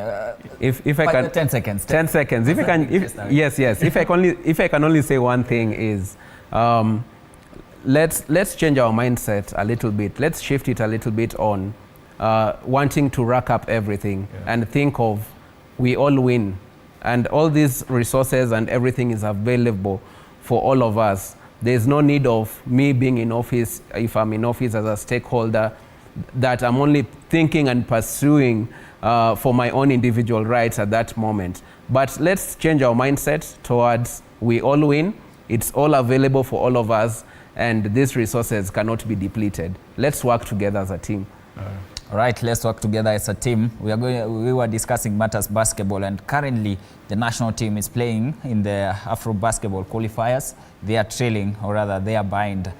They are playing against South Sudan, and South Sudan is leading 70 to 57. It's the fourth quarter, or rather 5 minutes inside fourth quarter or last quarter of the hour. Ndio umeiona kwa screen yako. Those are the results that we are seeing. It's a third place game, or rather third place game, and South Sudan wanapiga Kenya. We are going to take a short break, but don't go away, because we are going to come again with matters football. The Sun Manchester City against Lorient. Manchester City have registered a 2-1 win. They have been forced to come from behind. Pep Guardiola, kichwa nywele inapotea. Let's take a short break.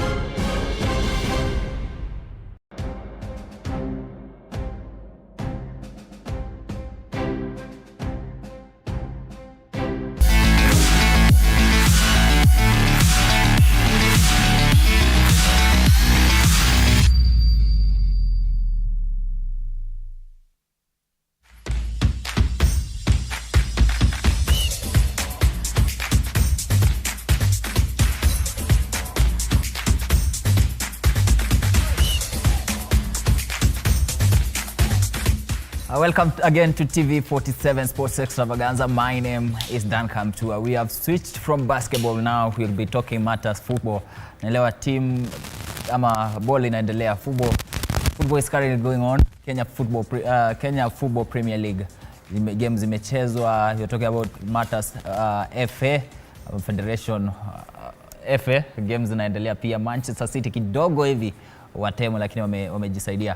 The all panelists here, well-informed sports journalists, well-informed sports pundits, and they will be giving us an in-depth analysis about analysis when it comes to matters football. Nataka kila mtu ajiintroduce, mimi sitaki kusema jina zenu. Tuanze na wewe sababu Kimanzi hapa sport journalist. Nashukuru sana kuwa hapa siku ya leo ndio tuweze kuchambua mambo na sporti. Okay. Wesley Kibet, biggest supporter, and there's a lot going on around the grounds. Tuko hapa kuchambua moja and thank you. What's up? Mzek Long over here. Excited to be here to talk about football, the game we love, and I hope this show is going to be great. Mama jezi ya Chelsea watch. Lazima. Every time kwa show. Hata ukilala. If you look at the last show tumekuwa na pano wa Chelsea wawili. Sasa hizi ni wawili. Umeamua leo ni AC Milan. Leo ni yes. Chelsea mna mambo hii. Timu kubwa. Tuanze na FA. Jana usiku Manchester United wanasema ilikuwa offside. Si wanasema ilikuwa offside, walibatika. Lakini ilisimama.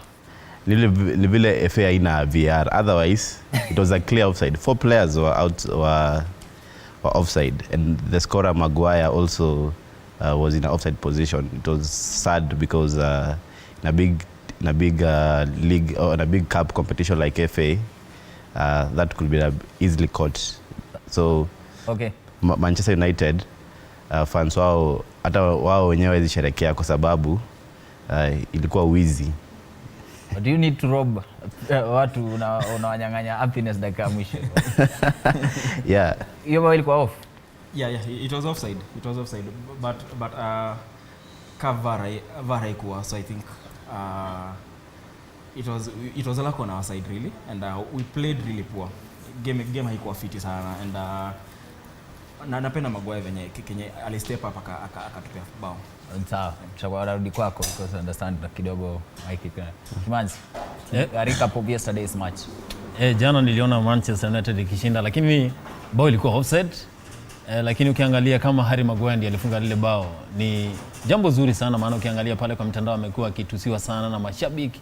Wanasema kwamba Harry Maguire amekuwa akifanya kazi mbovu sana pale katika Manchester, lakini ukiangalia kufunga bao jana imewapatia wale mashabiki wa Manchester United moral, na ndio sababu ya kwamba saa hii ukiangalia mafans wa Manchester nimepatana wengi sana pale mitaani wanasema sasa wako na Harry Maguire na wanataka kumrudisha kama captain. Wanataka sasa kunyang'anya ule Bruno Fernandes wampatie ule Harry Maguire. Okay, wacha tuangalie what is happening in the world of sports, world of football. Let's check some of the matches that are being played in the FA. Je, kuna kaaje? Because I understand Leeds wamepigwa na Millwall 1-0. Leyton Orient, like I said, Manchester City winning, have been forced to come from behind. Those are today's fixture on your screen. Southampton will be playing against Burnley. Stoke City against Cardiff City. Preston North End will be facing Wycombe Wanderers. Alafu Coventry against Ipswich.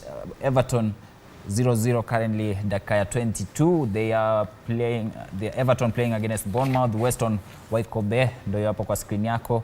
You're also having Wigan playing against English Premier League side, that is Fulham. Birmingham FC, they will play against Newcastle. Newcastle, they defeated Arsenal 2-0 and wakawatoa kwenye naitwaje ile EFL.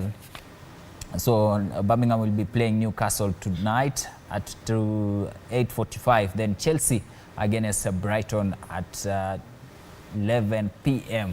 Those are among the big matches scheduled to be played tonight. Chelsea against Brighton, and then Newcastle against Birmingham Forest. Fulham have just scored against Wigan Athletics. Those are live scores. And Man City struggling against this side. Team Dogo, alafu you are struggling. What's happening at City? City kuna mambo inaendelea tuelewi kabisa kwa sababu as you see they are really struggling. Last weekend against Arsenal they let in 5 goals. Actually the second time Pep Guardiola has been defeated by a margin of 5 goals. Then today during the FA they were struggling, but because it was a young team, that's why they managed to put the big guns and win the game. But currently Man City are struggling, and also on Tuesday they'll be facing Real Madrid during the UCL knockout. So we don't know what will happen because Man City now is in big trouble. And I usually wanafurahia when I see a player last time he made a mistake and anajikosoa in the next game. Speaking about Kusanov, amefunga bao in this match, and then De Bruyne scored the winning goal in the 79th minute. Do we have to wait until 79th minute for Man City to win against the second tier team? Honestly, I wasn't expecting City to struggle that much, considering they were playing a really small team, not even in the championship. And but good for them, they won, because either way FA is elimination really, and if you don't win you get eliminated. And at the end of the day, wins really matter. Doesn't really matter how you win it. At the end of the day, if you're winning, that is done for the day. And so I think City deserve the win. De Bruyne stepping up and scoring the goals, because I think this season De Bruyne amekuwa chini sana. We haven't really seen him because amekuwa injury prone. So Kenya najua ni hiyo bao itampea moral, and even Kusanov, like you said, though it was somewhat a lucky goal, but venye alifunga itampea pia moral. So next game ata step up. They're playing Real next, and wako home. So I understand the pressure that comes with Champions League. So there's a high chance they'll win really, because I think even the odds are on them. Really? They actually the City are winning that game, considering they are home. And they have like a bad, what can I say? They have like they are trying to prove a point. Last season walipigwa na Real, so they probably step up and win that game. Team ndo hizo results tunaona hapo. Manchester United 2-1 against Leicester. Late winner Harry Maguire alifunga kichwa. Millwall 2-0 against Leeds. Preston 0-0 currently at like 25. Southampton 0-0 against Burnley. Man City 2-1, and then Coventry 1-1 like 14. Stoke City 2-0. Stoke City trailing 2-0 against Cardiff. I didn't expect that one. Everton against Bournemouth 1-0 Bournemouth. Talk about City, Kimanzi. Na hii jazi yako tutakuwa naongelea. Okay, mimi kama shabiki wa Chelsea anasema kwamba nafurahi sana kuona Manchester City downfall. Maana nimekuwa nikiona Man City imekuwa ikidominate Premier League. Yaani unafurahia kuona timu nyingine unajua ni vizuri sana kuona timu ikibadilika. Maana ukiangalia Man City imekuwa consistent sana pale katika ligi kuu. Imekuwa ikishinda mechi sana, imekuwa ikishinda FA, Carabao, EPL. Sasa ukiangalia wakati wachezaji pia huwa wanachoka. Nikiangalia vile wanacheza, nimekuwa nikiona vile wamekuwa kicheza mechi leo, na ni kama wale wachezaji wamechoka sana. Ukiangalia pia nimeona Jack Grealish akicheza pale. Although walikuwa wameka ile team B, lakini ukiangalia pia Man City ni kama wamechoka, na wachezaji pia ukiangalia vile wanacheza hawana ile moral.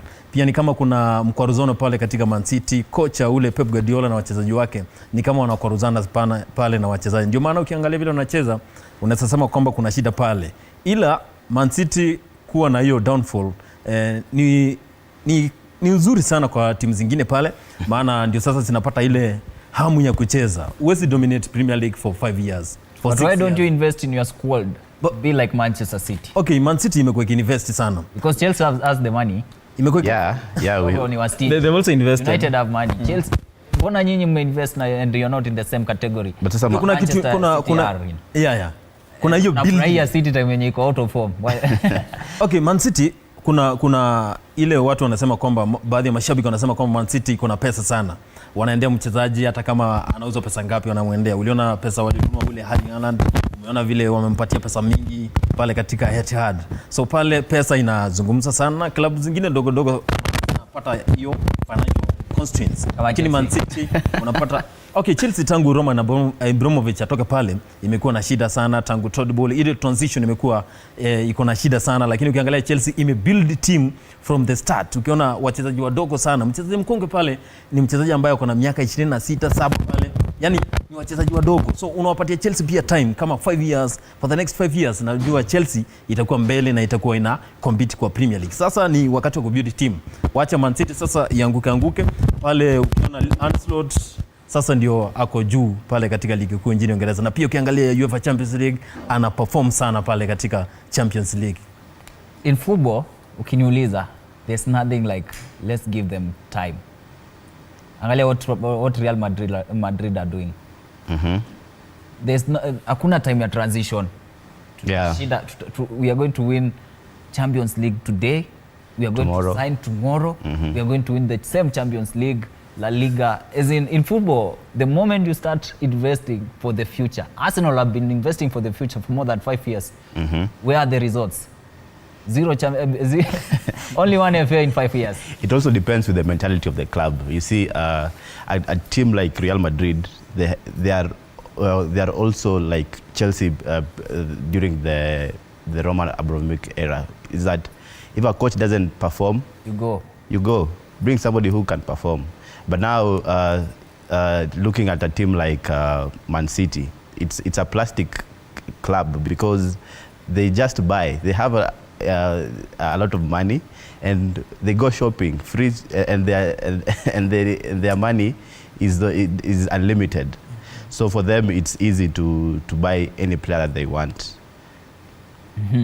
And to angalia what will happen tonight, Newcastle against Birmingham, Newcastle against Arsenal, tuliona what happened. I was expecting Arsenal to give us that comeback. Yeah, we know. Excitement. Lakini what happened ilikuwa ngumu zaidi. Yeah, Arsenal next season, like Patrice Evra said, they're like Netflix. You always wait for next season. So Newcastle, they are good, and today they are playing a championship club. So they'll not struggle. I don't believe they'll struggle because they will let their players rest. So today it will be an easy win for Newcastle, I think so. Newcastle is such a team. They have good players. They have quality players. Ukiangalia defense. Nimeona ukicheka when Boniface was saying to a time, like 5 years to come. There's nothing like time. I understand form is temporary, really. Yeah. Form is temporary. But then if you're giving time, umpeta like one season hivi, because even Pep alikuja Man City, but season ya kwanza aliflop. Yeah. That was pure flopping, because I think walimaliza number 4. Waliflop. And then akakuja the next season step up. After that, 5 was it 4 pit? 4 league titles in a row. It was 2, then Liverpool, then 4. Yeah. But so I think there's nothing like time, really. Even as Manchester, by the way, tumechoka, and ever since Fergie left, someone said it's more like a life experience. As a Man U fan, they're testing you to see how you can persevere challenges. Because for like close to 13 years now, it's been messy. It's been messy all along. So yes, so I think a team like Arsenal, you can't give Arteta more time. If they're not winning anything this season, he'll rather go. Aende tu. We also have that question of the day, because Chelsea, Man United. You swali la siku nieke. We have that question of the day because the transfer window ilifungwa, and for the football fans, are you happy with the signings that your team made during this transfer season? Are you happy with the football January? Are you happy with the football January transfer? Chelsea, Man United, Real Madrid, Liverpool. Currently Liverpool, sidhani wanahitaji anyone in that squad because they have whatever it takes for the league. Yeah, the players are on for most Salah is unstoppable. No injury. No injuries. Man City, they signed some key players. Chelsea, sikuona any transfer that kidogo utasema bounce back, but the league is not there, so walisema sisi hatutaki ligi. Unataka kusema nini? Unajua umesema ligi, Chelsea haitaki ligi, lakini sasa nikiangalia vile Chelsea imejipanga, ni timu ambayo inapatiwa time. Unajua sitakubaliana na vile Wes anasema na Kilong, maana nimekuwa nikiona vile Chelsea inacheza, nimeona wachezaji ambao wameletwa pale katika Stamford Bridge ni wachezaji wazuri, na wengine baadhi yao ni wadogo. Ukiona mchezaji akona experience pale sana ni ule Reece James, lakini ukiangalia pia James amekuwa na injuries sana ambazo zimempeleka akakuwa mchezaji ambaye atambuliki sana, lakini amerudi sasa. Wacha tuangalie kama Chelsea itafika, hata kama ni number 4 kucheza Champions League itakuwa ni achievement kwa Chelsea. Ila pale Liverpool, Arne Slot sijui niseme akona bahati ama ni binu gani anatumia pale katika Anfield, maana wachezaji ni wale tu ambao waliachwa na Jurgen Klopp, lakini sifa zote nampatia ule Jurgen Klopp, maana tangu atoke pale aliacha wachezaji wazuri akina Trent.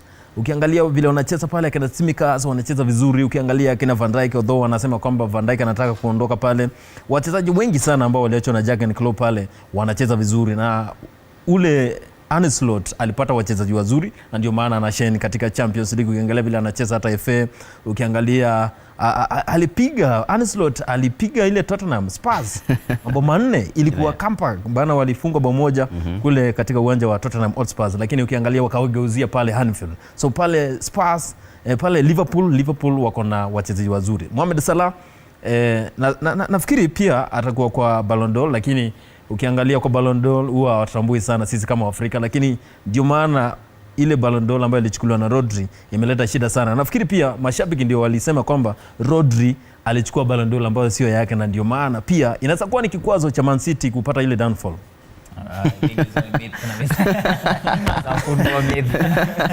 But Rodri deserved it.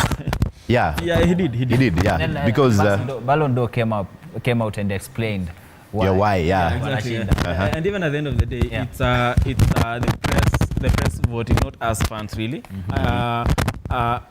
Vino is actually a good player last season, but comparing him with Rodri deserved to win the Ballon d'Or. Yeah, because you can see now Rodri isn't in Man City because of the injury. You see how Man City are performing.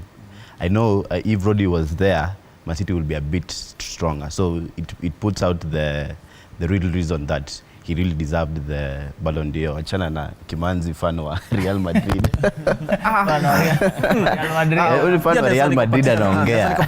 Unajua even in the nomination list kulikuwa na a lot of players of Real Madrid. Yeah. They tried to explain that it affected the voting. Yeah, exactly. Yeah, because Bellingham was there. Nani mwingine Carvajal. You look at the City, I think top 10 ni nani peke yake. So the votes loved exactly. The point. And I think if you compare for non-footballers, if you ukiona tabia za Rodri na za Vinicius, you'll definitely fall for Rodri. Vinicius ako very aggressive, anashinda kipigana na wasio kwa field, and you know that too, Kimanzi. Huyu jamaa even I read on the news walikuwa nasema I think there was a fight between Modric and Vinicius. Agree.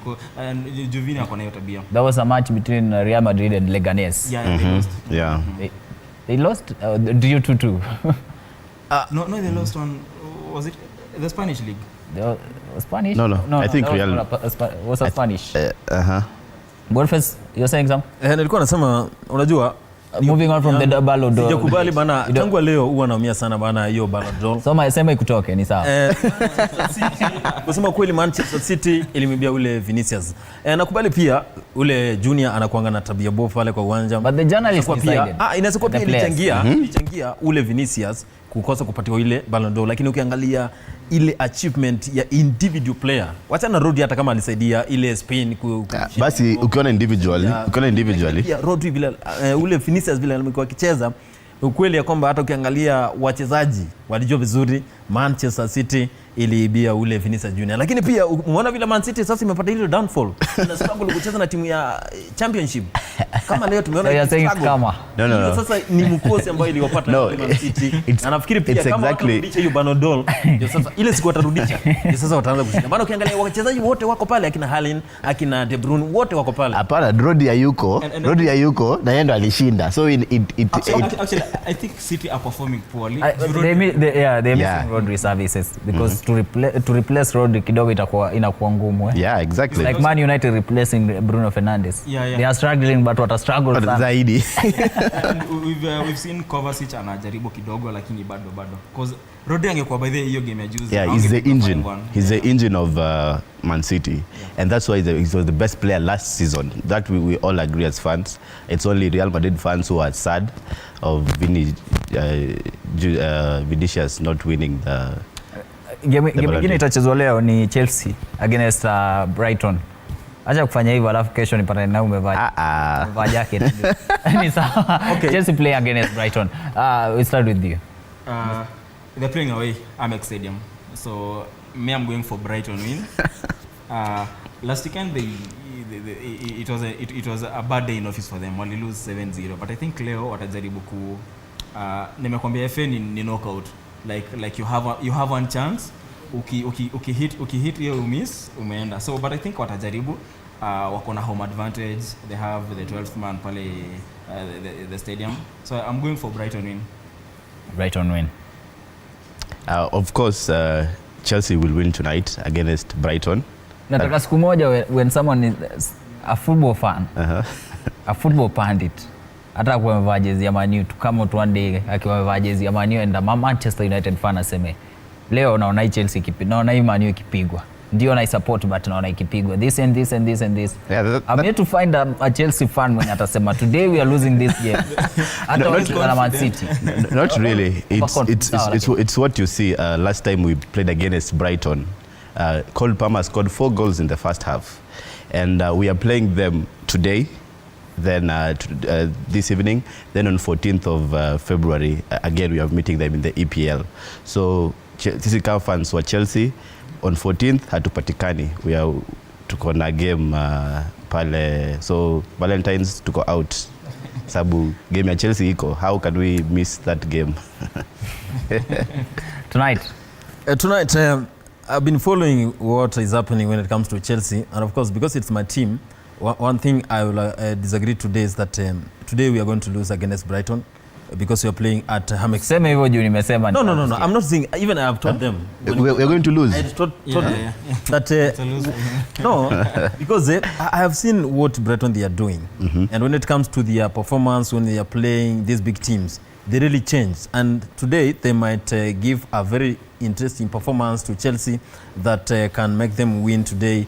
I think Brighton to win 2-0 against Chelsea today, because you see when it comes to Chelsea, small mistakes that they are making when it comes to defense, the likes of Lewy Colwill, they are tossing Adarabioyo, they are doing some of the small mistakes, and I'm very sure if you make those small mistakes when you're playing with a sharp team when it comes to scoring like Brighton, then you are going to collect goals in your net. So I think today Chelsea to lose against Brighton because Brighton, they really produce a very good performance when it comes to playing with big teams. Yeah, but okay, but remember, Brighton plays a high line, and if you follow Chelsea, you would know that Chelsea they play well when they are playing a team that has a high line. So I don't know how Kimanzi has assessed Chelsea and see that we are going to lose tonight, but this is one of the easiest game for Chelsea because we have the manpower and the skill set to destroy Brighton's high line.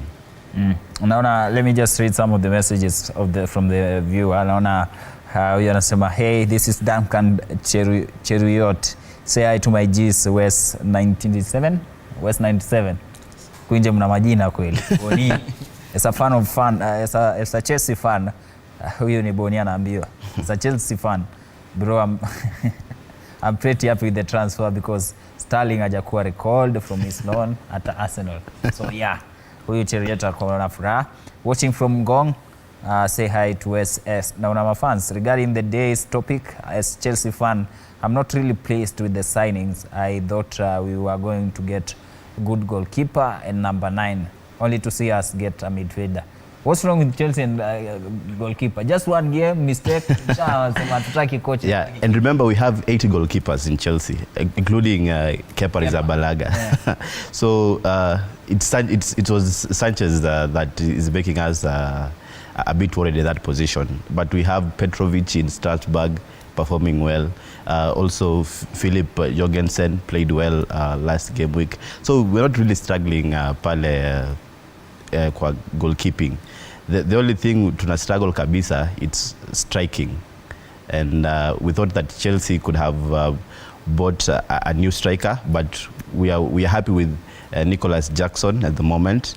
But come summer, which is after the end of the season, we need a serious striker, and only the striker will make us win the league. That's what I think.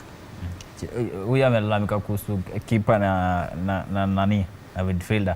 Boni, midfielder, kipa umesema mkono wangapi? 8. Tuko 8. Out of 8 tumekosa tu mmoja. Me, I think if keeper defense linakuangusha, so you're not supposed to be exposed really.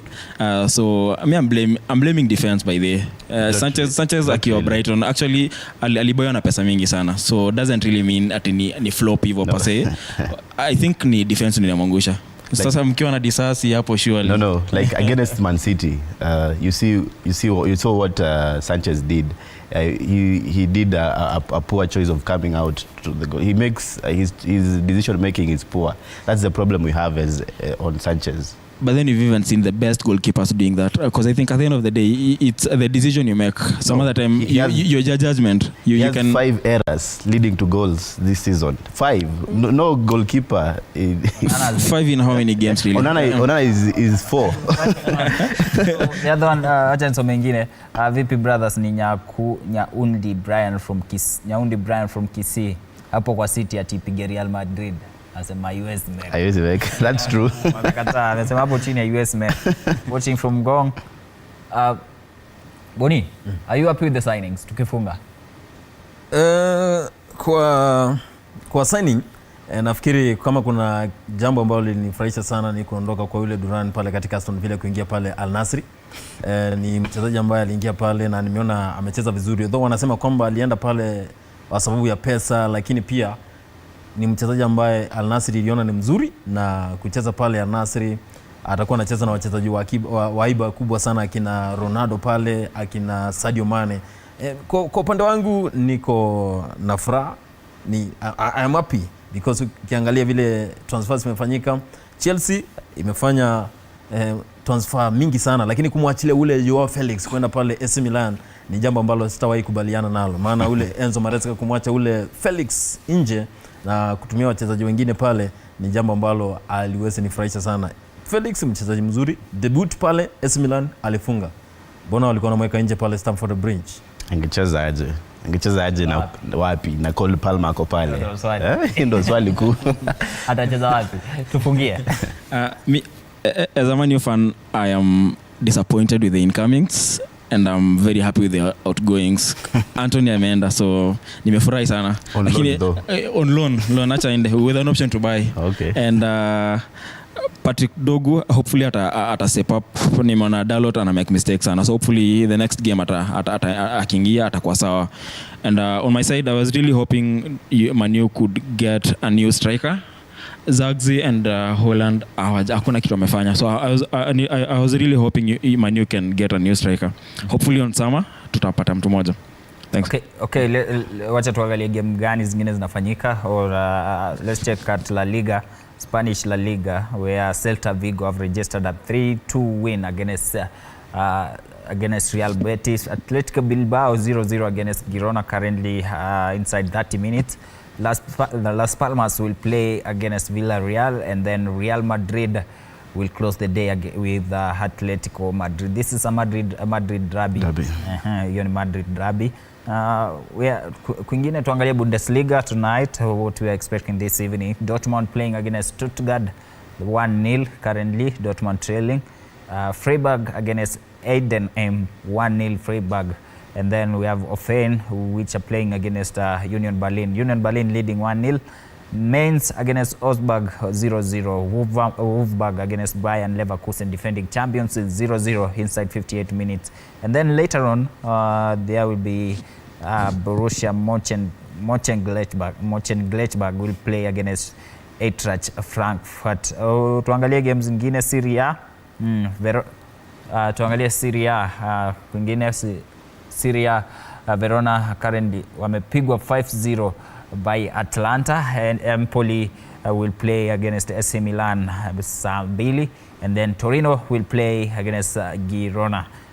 Tufunge na Ligue 1 huko kwa Kylian Mbappe huko France.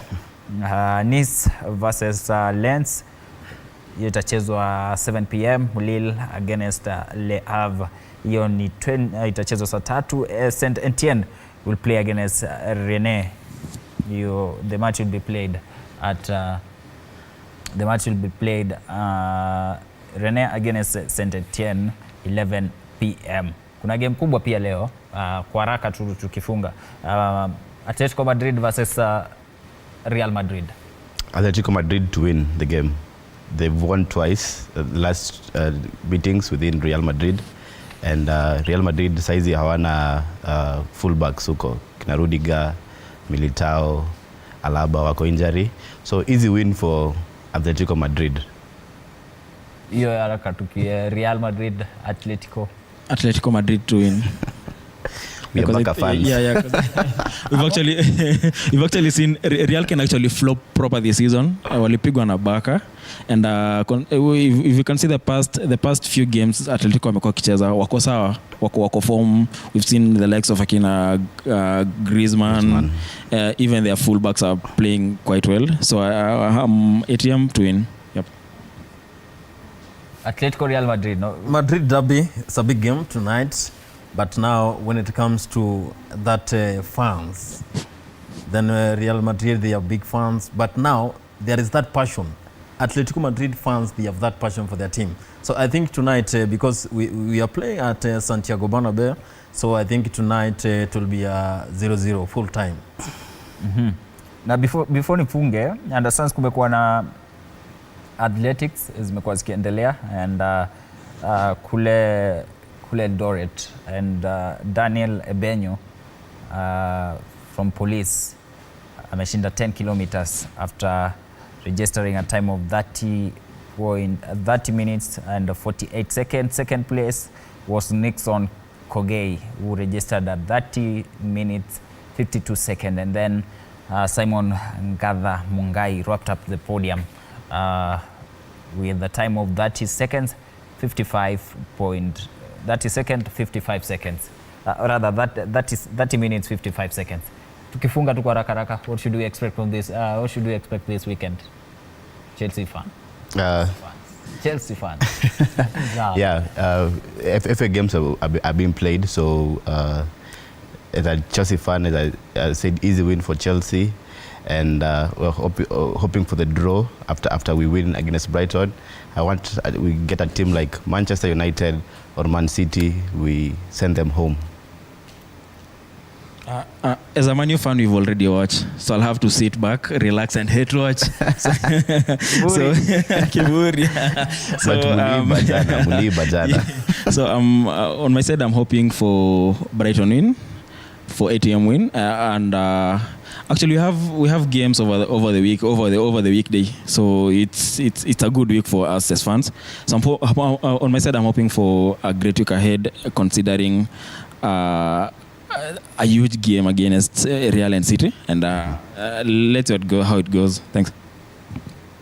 Hii weekend tutarajie nini? Boniface. Kama leo mashabiki wa Chelsea, mimi kama shabiki wa Chelsea watanisamee, maana leo ni ukweli kwamba wale Brighton watashinda. Pia nafuatilia sana nione mechi ya Man City, Carlo Ancelotti na Pep Guardiola itatoka aje, maana hiyo ni mechi kubwa sana ambayo itachezwa pale Etihad, na ule Pep Guardiola akona hasira pia ukiangalia vile walikuwa wamecheza, lakini ni kuna vile Kilongo amesema Man City, they will just come into that game as they want to prove to the other teams, that they are still the Man City that they used to know. Yeah. I mean, Kifunga, just to give you a brief results of what has happened in the FKF Premier League. Mathare United have been beaten by champions Gor Mahia 2-1. Tusker FC have registered a barren draw against Police FC. Understand this one is a top of the table clash. Na mwisho wa siku kila mtu ameenda na alama moja. Kwa hivyo from here the sports extravaganza tutakuwa tunafunga because I understand the time imetupiga chenga. So thank you for joining me for the last 3 hours. From here I'm going to say goodbye. My name is Dan Kamtua. Have yourself a great weekend. Goodbye.